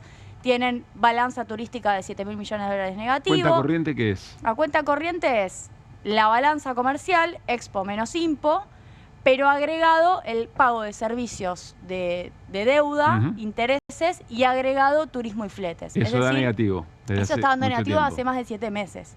Eso lo tenés que financiar de alguna forma. Y además de eso, esto es en principio lo más importante, están derivando el 20% de las exportaciones, lo que se llama dólar blend, a intervenir en la brecha, al contado con liquidación y al MEP. Lo cual uno podría decir, bueno, pero esto me da positivo en la balanza comercial, pero te lleva a una devaluación sacar el dólar blend porque entonces te va a aumentar la brecha. Lo que digo es, están gastando mucha plata en un resultado en términos comerciales o de balanza de pagos que no cierra. Y entonces vuelvo, Julia, ¿cuál es la verdadera razón de esta premura? Del decreto, de que ayer a la noche se dio la comisión sobre el DNU, que el lunes se había convocado una sesión especial sin que todavía estuviera eventualmente ese dictamen. ¿Cuál es la razón verdadera de la premura a tu criterio? Financiar un año electoral, que les queda igual muy lejos. Para mí octubre sigue quedando lejos, aún no sabemos los montos del acuerdo con el fondo, pero igual queda lejos. Financiar un año electoral sin una fuerte devaluación al medio. Cosa que igual Caputo, con las declaraciones de ayer a la mañana, con Antonio Laje, en América 24, sembró bastantes dudas, porque ni siquiera fue claro respecto de que iban a lograr sostener el tipo de cambio, lo cual implica que hay una negociación entre el staff o el Fondo Monetario y el gobierno argentino. Pero es eso, es electoral, es préstamo político y es préstamo electoral. Y no pudieron demostrar que es otra cosa. Mirá, se me acercó Daza, esto lo voy a contar en exclusiva, se me acercó Daza, ya estoy en modo periodista, ¿no? Sí. Cuando termina la comisión Y me viene a comentar, bueno, gracias por quedarte hasta el final. Daza es el chileno amigo de Caputo, que trabajó en el JP Morgan con Caputo, que para mí no entiende mucho de qué está pasando en la economía argentina. ¿Y qué función cumple, recordemos? Es opinión personal. Viceministro de Economía. Pero fue muy amable. La verdad es que se me acercó, me dijo gracias por quedarte hasta el final. Y digo, a mí no me respondieron una sola pregunta. ¿Por qué no mandan una ley? Porque, ¿qué puede cambiar una ley? ¿Un mes? ¿Un mes y medio más? Claro. La verdad es que si Pichetto le votó el DNU, si Carrió los acompaña con la coalición cívica, si el Loredo los acompaña, si todo finalmente hasta Democracia para Siempre le pone diputado para que salga bien. En el Senado, decís. Bueno, chicos, obvio que una ley sale hasta incluso más holgado. Con más votos. ¿Cuánto te hace falta? ¿Un mes? ¿Un mes y medio? Incluso más legitimidad para mostrar al propio fondo. ¿Qué pasa que no mandan una ley? Vinieron, lo agarraron y se lo llevaron. Cuando escucharon que yo le hacía esa pregunta. Me empezaba a contestar con un rodeo, pero agarraron y se lo llevaron. Me lo sacaron de enfrente. Y esa pregunta es la pregunta clave. Pero es lo que no contestaron, porque no lo pueden contestar, porque en realidad el problema que tienen es que no tienen tanto tiempo. No tienen tanto tiempo. De hecho, las corridas de estos últimos días, digo, la salida de dólares de estos últimos días, da cuenta de que la inestabilidad cuando aparece, bueno, te genera problemas. Ahora, Julia, ¿qué hubieras hecho? Se lo preguntamos recién a Tagliaferri, le preguntó a Mauricio una buena pregunta. ¿Qué hubieras hecho si no venía por decreto? Votaba en contra, lo dije hoy. Porque acá no estamos discutiendo un acuerdo con el FMI en donde uno puede decir, bueno, la Argentina por distintas razones, frente a esfuerzos macroeconómicos que se están haciendo para conseguir consolidación macroeconómica en términos de repago en la balanza comercial, cosa que Milei no está haciendo porque aprobó un RIGI que ni siquiera exige que se liquiden los dólares a partir de 3 años, libre disponibilidad. Si hubiera eso, si uno puede decir, bueno, el acuerdo con el Fondo Monetario Internacional tiene otra lógica, uno lo podría discutir. Con el precedente de que nuestro bloque se dividió en el 2022 y una parte votó a favor, otra parte votó en contra. Pero sería un debate para dar. Ahora, acá viene, primero, algo que no sabemos qué es. Viene más deuda. No es igual al acuerdo del 2022. Acuerdo con el cual yo, digamos, tenía diferencias, pero ni siquiera es igual. Es un acuerdo que refinancia, pero endeuda más. De nuevo, endeuda más. Y además de eso, bueno, una lógica eminentemente electoral. Pero yo tengo otra pregunta, porque eventualmente el acuerdo durante el gobierno de Alberto Fernández con el ministro Martín Guzmán, era claro que un acuerdo que lo que conseguía era patear para adelante algunos vencimientos y que tenía que volver a renegociarse en algún momento. Por eso eso era un debate. Algunos, los que lo acompañaron, era una discusión, no pensaban que había que renegociarlo. Propio... Lo dijo Máximo Kirchner al cerrar su discurso, cerró el bloque Unión por la Patria con el discurso de Máximo Kirchner hoy. Efectivamente, la sustentabilidad del acuerdo del 2022 era un debate político. Y lamentablemente no funcionó. Fue un acuerdo fallido. Fue el del 2001, es un acuerdo fallido en donde el FMI le suelta la mano a la Argentina porque los directores europeos deciden, hay hasta una autocrítica del FMI en su evaluación en el año 2004, deciden soltarle la mano a la Argentina. Está la serie sobre el 2001 en donde Cavallo llama por teléfono y le dicen no hay más plata, corralito. Y se desespera, ¿no? Tenés fallido el acuerdo en el año 2018-2019 con una corrida, tenés fallido el acuerdo en el año 2022 que termina mal, no se cumplen las metas y además, bueno, no se cumplen las metas fundamentalmente, pero además la inflación se duplica 2 veces. Y es difícil pensar que esto vaya a funcionar. Diríamos bien que no. ¿Qué quiere decir eso en los próximos? Vamos a suponer que el gobierno muy rápidamente termina publicando el acuerdo con el fondo, suscribiéndolo. La duración de eso depende de cuánta plata le den. Primero, no sabemos ni siquiera eso. Y en segundo lugar, de las condicionalidades. Con lo cual, estamos hablando sobre la nada misma. Sobre lo que sí podemos aseverar y ser claros es, si vos a tu estructura productiva no la dotás de capacidades para responder frente a una deuda que encima ahora va a ser más grande, bueno, no la vas a poder pagar. Eso es lo que sencillamente estamos diciendo. Y no está haciendo nada el gobierno argentino para que la estructura productiva argentina cambie. Al contrario, más dólares. Genere más dólares, genere condiciones de repago, horizontes de repago. Por cierto, cuando yo le reclamo a los del Banco Central, citándoles el decreto de necesidad de urgencia, donde dice el Banco Central ya está tomando acción en esta nueva deuda, en esta operación de crédito público. ¿Cuál es el dictamen del Banco Central? sobre la viabilidad de la balanza de pagos para el crédito. No es algo que se me ocurre a mí. Lo dice la ley de administración financiera, que debería ser la Biblia para cualquiera que integre el equipo económico. No me supieron contestar. Es decir, esto que yo te estoy diciendo oralmente, che, se va a poder pagar, en realidad lo tiene que dictaminar el directorio del Banco Central con un dictamen jurídico que diga: estas son las características para repagar. Cosa que tampoco tuvo el acuerdo original de Macri. El acuerdo de Macri no tuvo nada de eso. De hecho, hay una denuncia penal que en su momento la llevó adelante Berbic. Denuncias que se cayeron porque en el año 2018 y en el 2019 pasó el presupuesto por el Congreso Nacional y tácitamente significó una validación de un acuerdo que no había cumplido por facultades delegadas vencidas con la Ley de Administración Financiera, lo cual fue también todo un debate. ¿Y ahora van a ir a la justicia, digo, a denunciar? Ahora, primero que ocurra el acuerdo. Okay. Y en segundo lugar, ya hay denuncias penales, no es que vamos a ir. Pero ahora digo, con el DNU ya... Lo más importante de esto es el pronunciamiento del Partido Justicialista con Cristina al frente, que además fue un pronunciamiento con efectos prácticos.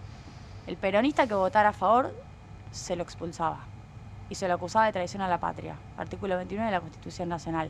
Nadie menciona eso y para mí es muy importante, porque no es, bueno, sí, no lo vamos a desconocer, libertad de acción. Libertad de acción, nada. ¿Y las ausencias? Las ausencias no son votar en contra. Okay. Y es un debate político que todos conocemos. A ver, ahora, pero quiero terminar con esto que me parece importante.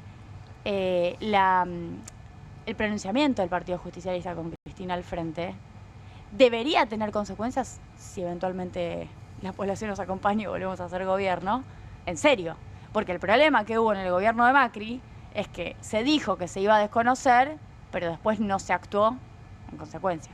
Bueno, hay que ver después, no solamente correlación de fuerzas, eventualmente parece desconocimiento, sino qué consecuencias tiene desconocer, qué es en la práctica un desconocimiento de esa deuda, porque eventualmente no vas a reconocer el fondo lo va a pagar. La nueva deuda, no la vas a reconocer. Lamentablemente con los 45.000 millones hay un problema porque ya pasaron por el Congreso, que se refinanciaron 45, ¿no? Más, tasa de interés está dando casi 60. Ahora, nueva deuda para repagar las letras intransferibles, eso es lo extra, y ni hablar si aparece más plata del BID y del Banco Mundial. No, lo entiendo como una definición política. Después la práctica me cuesta entender, aún si gana... es la política. Supongamos que el peronismo, con el espacio, con el nombre político que lleve, gana la elección, ¿qué significa eso el otro día? Me cuesta imaginarlo. Es una negociación política, como una paritaria. Bien. Julia, gracias por haber venido. Por favor, como siempre. Julia Estrada con mucha claridad respecto de las implicancias de lo que acaba de ocurrir hoy en la Argentina, un día histórico, tristemente histórico, para nuestra mirada, para nuestra manera de entenderlo, porque el Congreso le dio por 129 votos un cheque en blanco al gobierno para que vaya y negocie con el Fondo Monetario Internacional, además de lo que institucionalmente significa la ilegalidad de la operación. Ayer inauguramos una sección, los cuentos de la cripto, y hoy volvemos a plantearlo, sorprendentemente, porque aparece José Luis Espert, diputado nacional de La Libertad Avanza, que Guido, por lo que nos contás, denuncia que le han hackeado la cuenta en X. Ahí está la presentación de los cuentos de la cripto. Maravilloso. Pero ¿qué es lo que pasó y qué es lo que dice? ¿Por qué está vinculado Espert, su cuenta de X y los cuentos de la cripto? Sí, el post de Espert ha sido eliminado, efectivamente. Hay otro tuit de Alconada Mon planteando de que se comunicó con Espert y a partir de que él le dice que le hackearon la cuenta, está esta versión de que le hackearon la cuenta. Pero lo concreto es que esto apareció posteado. Versión 2. Esto apareció posteado hasta hace 5 minutos estaba posteado. La revolución liberal avanza en Argentina. Estamos lanzando Libra versión 2, un proyecto dedicado a impulsar la economía argentina, apoyando emprendedores y pymes con financiamiento privado transparente y descentralizado. Aparece un contrato. Un contrato, como en el tuit de Milei. Aparece un link y aparentemente, uno puede ver el gráfico de velas de la cripto y habría tenido $128.000 de operación el contrato. Habría que chequearlo si efectivamente no fue un bluff. O sea, que ese contrato existe eventualmente, te lleva, es un compre ya. Te lleva a una nueva versión que sí, que lo único que tiene para decir Espert es que le hackearon la cuenta. Bueno, puede es ser, la versión 2, sí. $128.000 se habría llegado la capitalización de mercado rápidamente esta moneda, que cuando salieron a plantear de que le habían hackeado la cuenta al diputado Espert, bueno, se vino a pique y cayó su valor 96%. Estas son suposiciones que estamos viendo comparado acá. A la Libra 1. Le fue peor que a la Libra 1, aparentemente. ¿Cómo era ahí la capitalización? Lo sorprendente es que haya un peso puesto en este asunto. A ver, Espert creo que pidió disculpas. Lamento profundamente informarles que mi cuenta fue hackeada, los mensajes y publicaciones recientes no son de mi autoría, pido disculpas a todos los que pudieron haberse confundido o malinterpretado por estas acciones malintencionadas. Estoy tomando medidas necesarias para recuperar el control de la cuenta, evidentemente ya lo recuperó, y garantizar que esto no vuelva a suceder. Agradezco comprensión y apoyo en este momento, vamos a seguir adelante. Casi acá está reconociendo que volver a meterse en un asunto como Libra había sido originalmente una estafa. Y firma como José. Pero a mí lo que me llama la atención es que alguien puede hackearte la cuenta y tirar, no sé, una estafa virtual, digamos. Sí, una estafa o lo que fuera, pero ese contrato te tiene que llevar a algún lugar. Es decir, hay una maquinaria por detrás que está pergeñando una estafa y lo utiliza, según la versión de Milei, lo utiliza Milei para hacer un negocio, para estafar gente. Sí, efectivamente. Digo, tiene que ese link llevarte a la posibilidad de poder suscribir, comprar este criptoactivo. Bueno, lamentablemente podría ser una práctica que veamos cada vez de forma más cotidiana. Esperemos que la gente no vuelva a caer en estas estafas, ¿no? La pregunta no tiene descanso, ¿no? ¿Serán los mismos los que están...? Digo, porque acá hay una pelea, ¿no? O por lo menos hay una tensión entre los protagonistas de la historia de Libra 1, digamos, ¿no? Aunque todavía nadie se manda al frente abiertamente, no se manda, ¿no? Bueno, pero esto no tendrá que ver con esa guerra, eso es lo que yo me pregunto, ¿no? Bueno, interesante lo plantea Irina. Es una hipótesis. Hay un dato ahí porque hay gente además que maneja mucho este tipo de territorios. Si querés una página más en el cuento de la cripta de hoy, porque, claro, nos quedamos con la sesión de diputados y el FMI, pero después hubo una comisión que dictaminó hoy, donde hubo mayoría el dictamen para crear una comisión investigadora en diputados, ¿no? Sí. Una comisión investigadora sobre el presidente Milei y su hermana Karina. Eso ahora tiene que ir al recinto y que se vote primero, ¿no? Después hay otros dictámenes, hay otro que es para mandar preguntas por escrito al Poder Ejecutivo y que les responda, ¿sí? Y hay otra para interpelar. Digo que hoy hubo avances, digamos... Interesante porque todo el resto de las situaciones se obstaculizaron, por lo menos que eso tenga mayor visibilidad. Claro. Hay una pregunta, ya nos vamos a la tanda, pero hay una pregunta respecto a la suspensión de los viajes del presidente Javier Milei.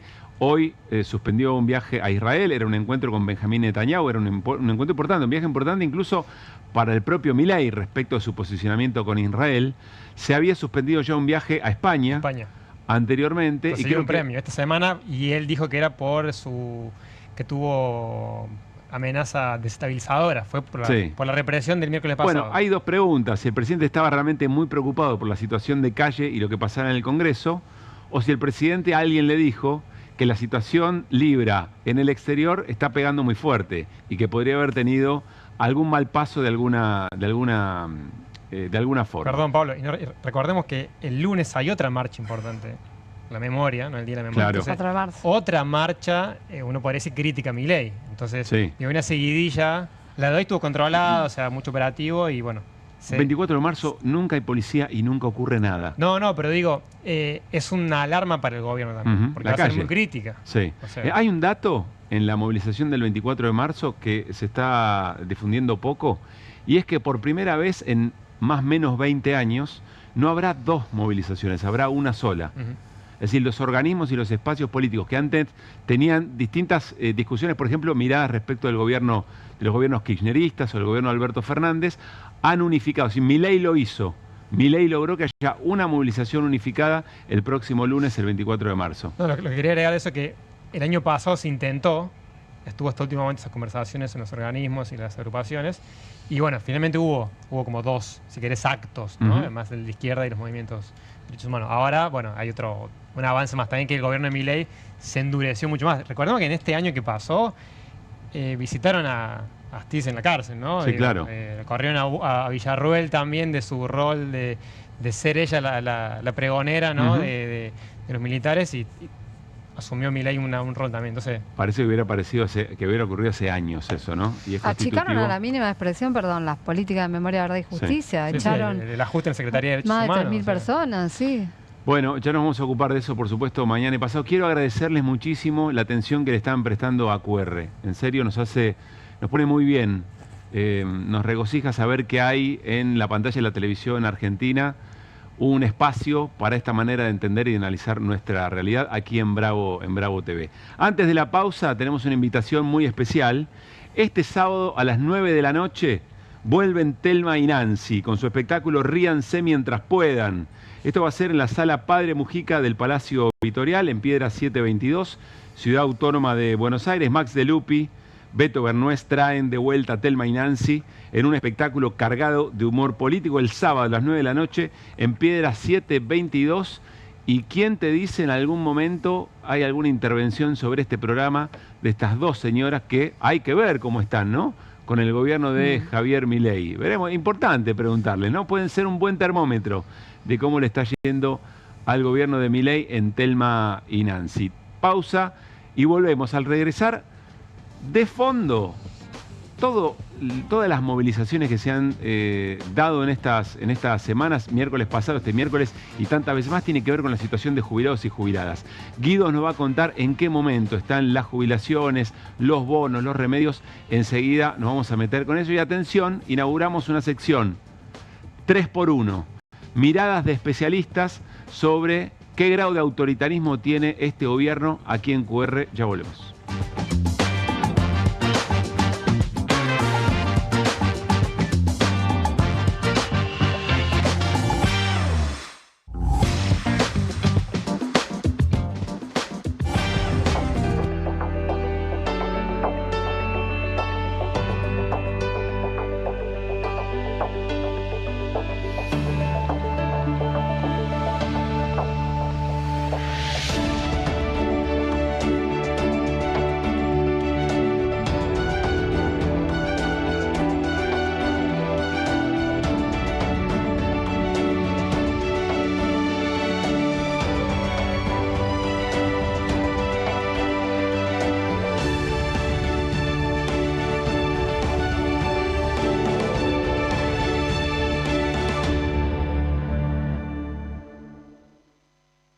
¿Pensás que las subastas no son para vos?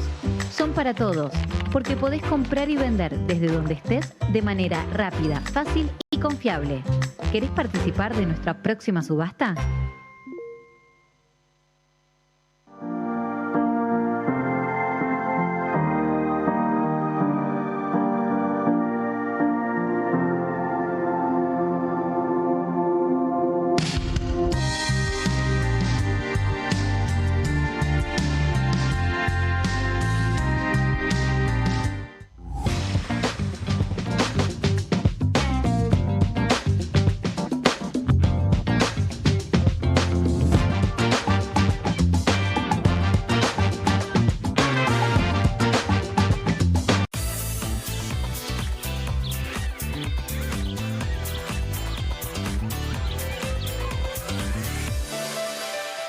Con movimientos circulares. Tu rutina de skincare te debe traer muchos seguidores, pero este baño te los quita. Pero si yo ya limpié mi inodoro con Harpic. Sí, pero te falta el resto de las superficies. Necesitas el Harpic Baños. El rojo, que saca manchas difíciles, desinfecta y deja impecable tu baño. Para cualquier desafío que te dé el baño, nada mejor que Harpic. Llegaron las nuevas galletitas Kofler. Rellenas con el sabor único de Bonobón y el más delicioso chocolate Kofler. Tentate con lo último en galletitas. Las casas usan diferentes perfumes. Eligen oler a café en la mañana, a veces a ropa recién lavada y otras a madera. Pero cuando quieren oler a limpio, eligen Prosenex. Sentí el perfume de la limpieza. Prosenex, limpieza que se siente. Tiene las nuevas Mogul Jerry Beans. Ah, vos querés las nuevas Mogul. Jelly Beans. Sí, las... Jelly Beans. Esas. Me las das. Obviously. Mogul Jelly Beans. Belly Jeans. Nuevas Mogul Jelly Beans. Pedilas como quieras, pero probalas. Llega la noche más picante de la televisión. Si atacan al periodismo, Perfil se pone bravo. Bravo TV. Periodismo, información y polémicas. Llegan 4 nuevos programas. Más de 50 periodistas, intelectuales, dirigentes y académicos que darán cada noche de qué hablar y pensar. Desde El Canil, lunes a viernes a las 18 horas. Una ronda de periodistas con secretos e información exclusiva. Soy Casta. De lunes a viernes a las 19 horas. Un programa diferente de mujeres, plural y picante. Conducido por Carmela Bárbaro. Comunistas. De lunes a viernes a las 20:30 horas. Una mesa de intelectuales analiza la realidad del país en profundidad. QR, de lunes a viernes a las 22 horas, con la conducción de Paulo Caruso y gran equipo. La síntesis del día para un público que valora el periodismo crítico. Bravo TV, lejos del poder, cerca de la gente. ¡Vuelven las clases! Vuelven las manchas. ¡Vuelve la diversión! Vuelven las manchas. Por suerte, existe Vanish. Con una cucharadita de Vanish, el poder del oxígeno activo elimina las manchas y deja los blancos como nuevos. Con Vanish, vuelven las clases, no las manchas. Qué bien me caen los que viven como si nadie los estuviese mirando. El que no es tímido ni a palos. La que no se queda en el fueguito. El orgulloso de lo suyo. Y las que se animan al show sin autotune. ¿Y vos? ¿Ves como si nadie te estuviese mirando? Confía en tu frescura. Topline. Seguí la línea de tu frescura. No te compartas los datos del celu. ¿Salís? Conectate al ahorro. Con Telecentro Wi-Fi prepago podés tener el giga más barato para usar internet fuera de tu casa. Conseguilo en Mercado Pago y disfrutá 10 gigas desde 519 pesos. Telecentro, conectando con vos. Nueva Saladix extra picante. Posta, picarán más que las otras.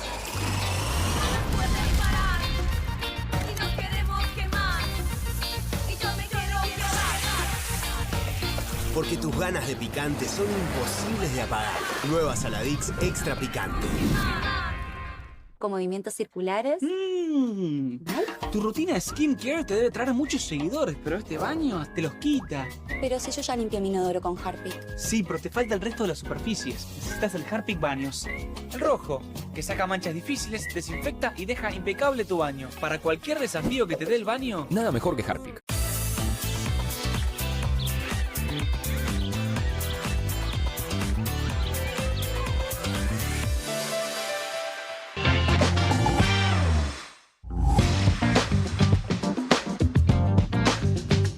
Seguimos en QR, por supuesto, aquí en Bravo TV y también nos pueden seguir por el canal de YouTube de Bravo Televisión. Hasta las 12 nos quedan algunos minutitos, pero mucha información todavía. Nos va a contar situación de jubilados y jubiladas en la Argentina, Guido, pero la revista Barcelona está en un momento extraordinario, extraordinario. Y una de las tapas que hacen circular por redes es esta y me pareció brillante y la queríamos compartir con ustedes. Miren, mercados. Jubilados desarman inversiones en pesos y dolarizan carteras para desestabilizar al gobierno. Una maravilla, no hay mucho más que decir. A ver, Guido, apoyados en esto y riéndonos un poco para no llorar, ¿cuál es la situación en este momento o cuáles son las mayores preocupaciones de jubilados y jubiladas? Sí, yo vengo con una columna muy bajón, no para reírse, sí. Lamentablemente, no hay ningún jubilado que pueda hacer una inversión en pesos para dolarizarse. Recuerdo alguna vez que Caputo o Milei medía en términos de dólares la jubilación como si pudiera, digamos, lamentablemente hoy no pueden con esas jubilaciones ir a comprar dólares. La verdad, tenemos varias placas al respecto para dar cuenta de la situación en la que están actualmente los jubilados, que, digo, mientras hacía la columna, mientras pensaba, ¿no? Decía, se les acaba todo, se les termina todo a los jubilados, lamentablemente. Se les termina el poder adquisitivo. Digo, no llegan a fin de mes, se les terminan rápidamente las 349.000 pesos que significan hoy la jubilación mínima con bono. Y se me venía a la cabeza... Esto de con bono, menos 13,7%, es la pérdida de poder adquisitivo. Esa es la pérdida de poder adquisitivo. Con el bono. Efectivamente, hay que medirlo. Con el bono congelado. El bono congelado desde marzo del año pasado, en 70.000 pesos. La pérdida, digo, hay que medirla concretamente, digamos, en términos de comparación del último trimestre del gobierno anterior, octubre, noviembre, diciembre, con el primer trimestre actual de este año, enero, febrero, marzo, porque la fórmula anterior del gobierno anterior actualizaba trimestralmente. Entonces, metodológicamente hay que medirlo de esa forma. Haciendo eso, la jubilación mínima con bono, que vale decir que el 69,5% de todos los jubilados tienen la jubilación mínima con bono. La gran mayoría. Es 13,7% de pérdida de poder adquisitivo. La jubilación mínima sin bono, midiéndola como hay que hacerlo, también da una caída de 2,3% en términos reales.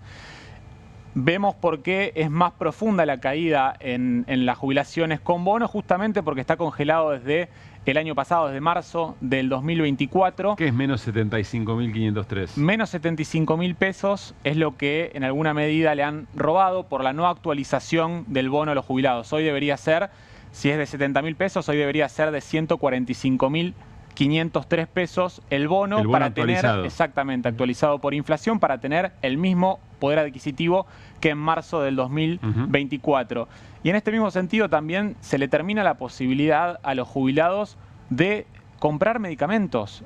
En la próxima placa podemos ver el aumento sideral que han tenido desde noviembre del 2023, cuando Milei gana el balotaje, hasta la fecha, de la canasta de medicamentos del PAMI ha aumentado alrededor de un 379%. Esa es la línea superior. Efectivamente, la línea superior. Y abajo vemos la evolución de la jubilación mínima con bono, que está tuvo un crecimiento de 179%. Hay una diferencia de 200 puntos. No, ni que hablar del recorte que hizo el PAMI. ¿Eso significa en concreto tener que elegir qué medicamento toman en cada momento? Absolutamente, sí. Además de que han recortado 55 moléculas farmacológicas desde el PAMI, que implica una cantidad impresionante de medicamentos, porque cada molécula farmacológica es utilizada en distintos medicamentos comerciales, del mismo modo que han endurecido las condiciones para que los jubilados del PAMI puedan acceder al vademecum de medicamentos gratis. ¿Y esta canasta básica del jubilado, de qué está compuesta? 1.200.000 pesos. Esta canasta básica la hace 2 veces al año la Defensoría de la Tercera Edad. Tiene en cuenta el costo de los medicamentos. Un 26% de esta canasta lo explican los medicamentos que consumen los adultos mayores, otro 25% los gastos en vivienda y alimentos y otros gastos. Estamos hablando de que con 349.000 pesos no llega a cubrir un tercio de esta canasta del adulto mayor. Y por último, algo que también se les termina a las personas que están por jubilarse, y lo decíamos hace un rato, es la moratoria. Sí. Este gobierno, el 23 de marzo, ha decidido no prorrogar la moratoria. 9 de cada 10 mujeres y 8 de cada 10 varones que están en edad de jubilarse no lo van a poder hacer. Se van a tener que conformar con una pensión universal del adulto mayor, una PUAM, que es el 80% de una jubilación mínima. Y hay que dejar en claro esto, porque en redes se ve mucho de que es un regalo la jubilación con moratoria. No, la jubilación con moratoria es la persona que trabajó en sus años activos en la informalidad, que su empleador no le hizo los aportes que debía hacer y que hoy está pagando esa moratoria, porque se pagan esos años con descuentos que le falta para llegar a los 30 años de aporte. Así que en definitiva, el panorama de los jubilados lamentablemente es muy complejo. Se olvida que el miércoles pasado, que hoy las marchas, las movilizaciones son para levantar estas banderas, estas pequeñas reivindicaciones. Esta es la razón por la cual se marcha cada miércoles, esta es la razón por la cual una cantidad muy importante de la ciudadanía argentina acompaña a jubilados y jubiladas, porque además cuando iban a reclamar esto, los molían a palos. ¿Qué cantidad de jubilados, o sea, cómo es ese universo que impacta el fin de la moratoria? Son 250.000 que se están por jubilar ya. El dato que tenemos que se están por jubilar ya en este año, que afecta directamente, son a 250.000 personas que están complicadas para jubilarse ya en este 2025. Y también lo que hay que decir es que hoy se cayó una sesión especial que había en la Cámara de Diputados, no hubo quórum, en un proyecto de la diputada que estuvo acá presente de mejorar por única vez, de Julia Estrada, efectivamente, de su autoría, de recomponer en un 15% los haberes jubilatorios para poder superar este 13,7% de pérdida de poder adquisitivo que les mencionaba y extender por 2 años la moratoria jubilatoria. Eso no prosperó. Gracias, Guido. Por favor. Inauguramos sección en QR en estos minutos finales, una sección que nos interesa mucho, sobre todo por las distintas miradas sobre un mismo tema, porque hay ideas, porque hay argumentos. 3x1 es nuestra sección y la propuesta es un interrogante y 3 miradas distintas. En este caso vamos a comenzar, inauguramos la sección sobre la cualidad autoritaria que puede tener o no el gobierno de Javier Milei. Si qué tan autoritario es o si es un gobierno efectivamente autoritario o si es un tiempo autoritario en la Argentina. Vamos a compartir primero la opinión de Roberto Gargarella, abogado y jurista argentino, nos dijo esto.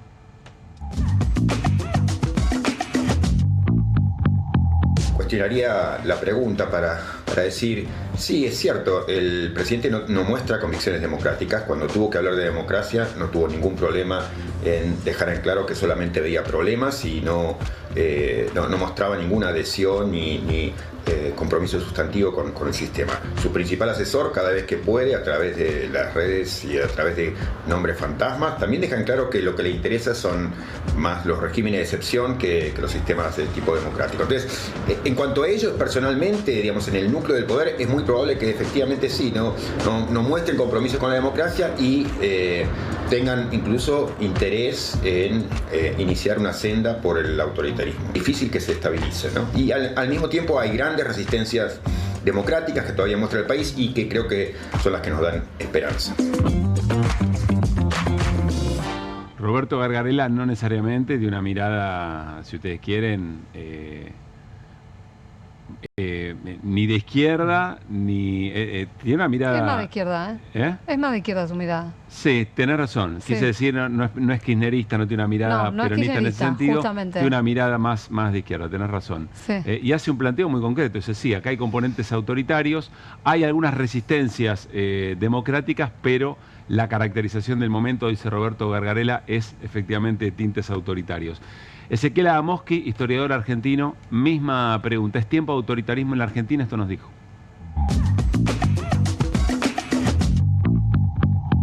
Yo creo que ya estamos en un régimen autoritario.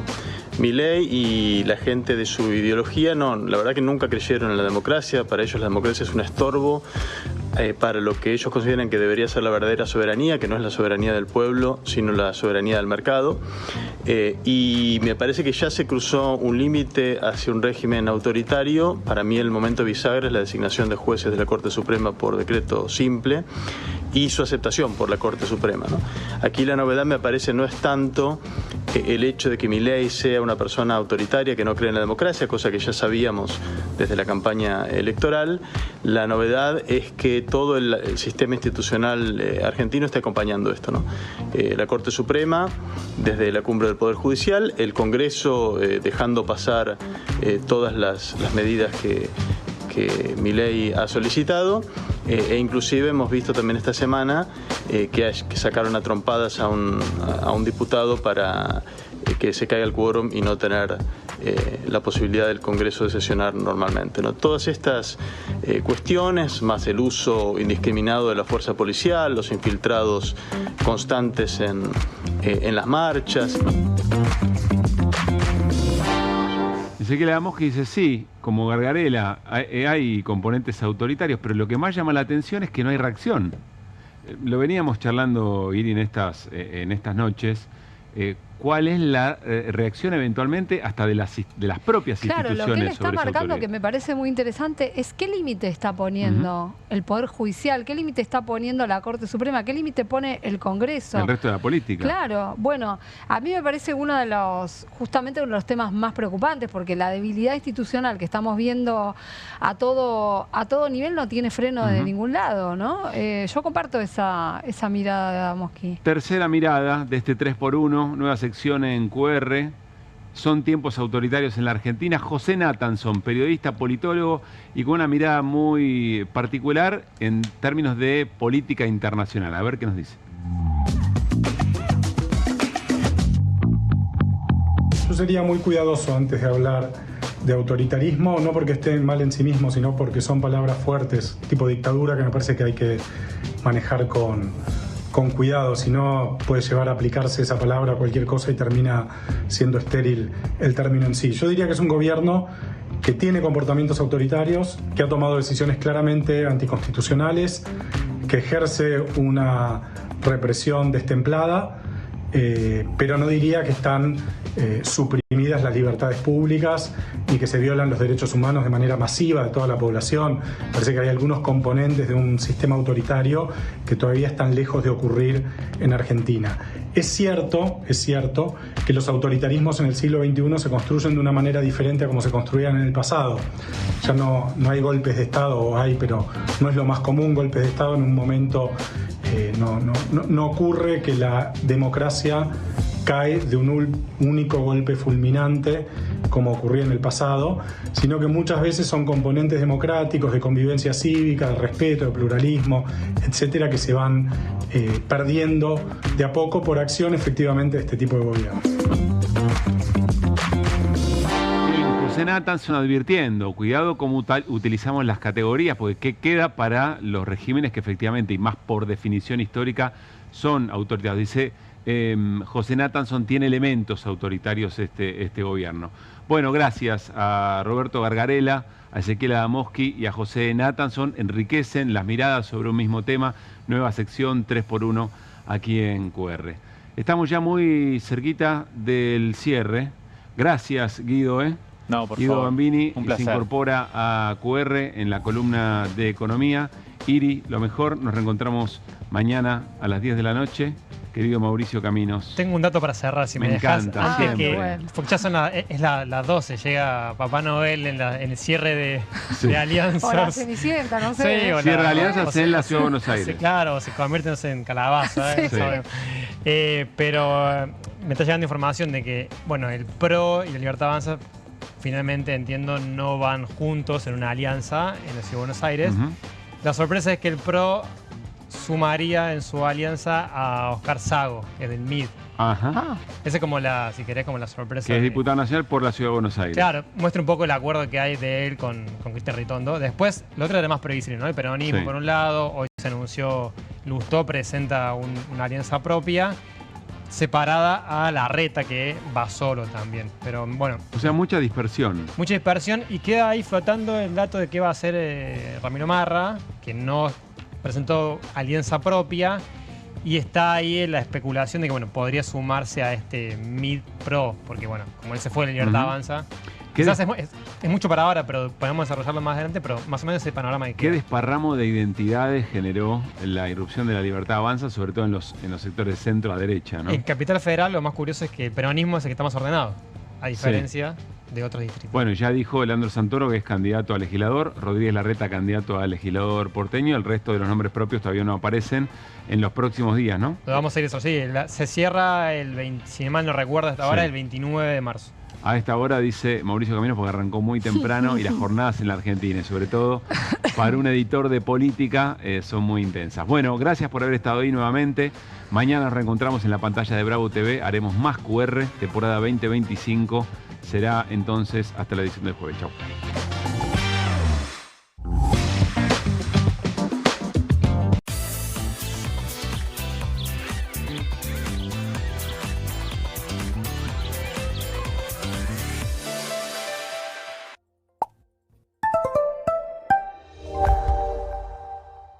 ¿Alguna vez has sentido dolor de piernas, hinchazón, hormigueo, entumecimiento, calambres, debilidad muscular, venas inflamadas o piernas inquietas? Si has sufrido una de estas advertencias de la mala circulación o te la pasas sentado o parado por mucho tiempo, entonces tú necesitas el nuevo y ultra efectivo Lexercise Pro, el estimulador de circulación que automáticamente utiliza un continuo movimiento de piernas para aliviar el dolor y naturalmente promover una saludable circulación. Es como tener un fisioterapeuta en casa. El Exercise Pro me ha ayudado muchísimo. Me siento bastante bien, ya tengo una mejor calidad de vida. Me siento tan bien ahora. Ya no siento mis piernas duras y pesadas y mis articulaciones ya no me duelen. Es como tener un fisioterapeuta en casa. Con su patentada tecnología Walking Simulator Propulsion Technology, Lexercise Pro mueve tus pies hacia adelante y hacia atrás a lo largo de su trayecto cóncavo, creando un constante movimiento y flexión en las rodillas y tobillos. La combinación ideal para naturalmente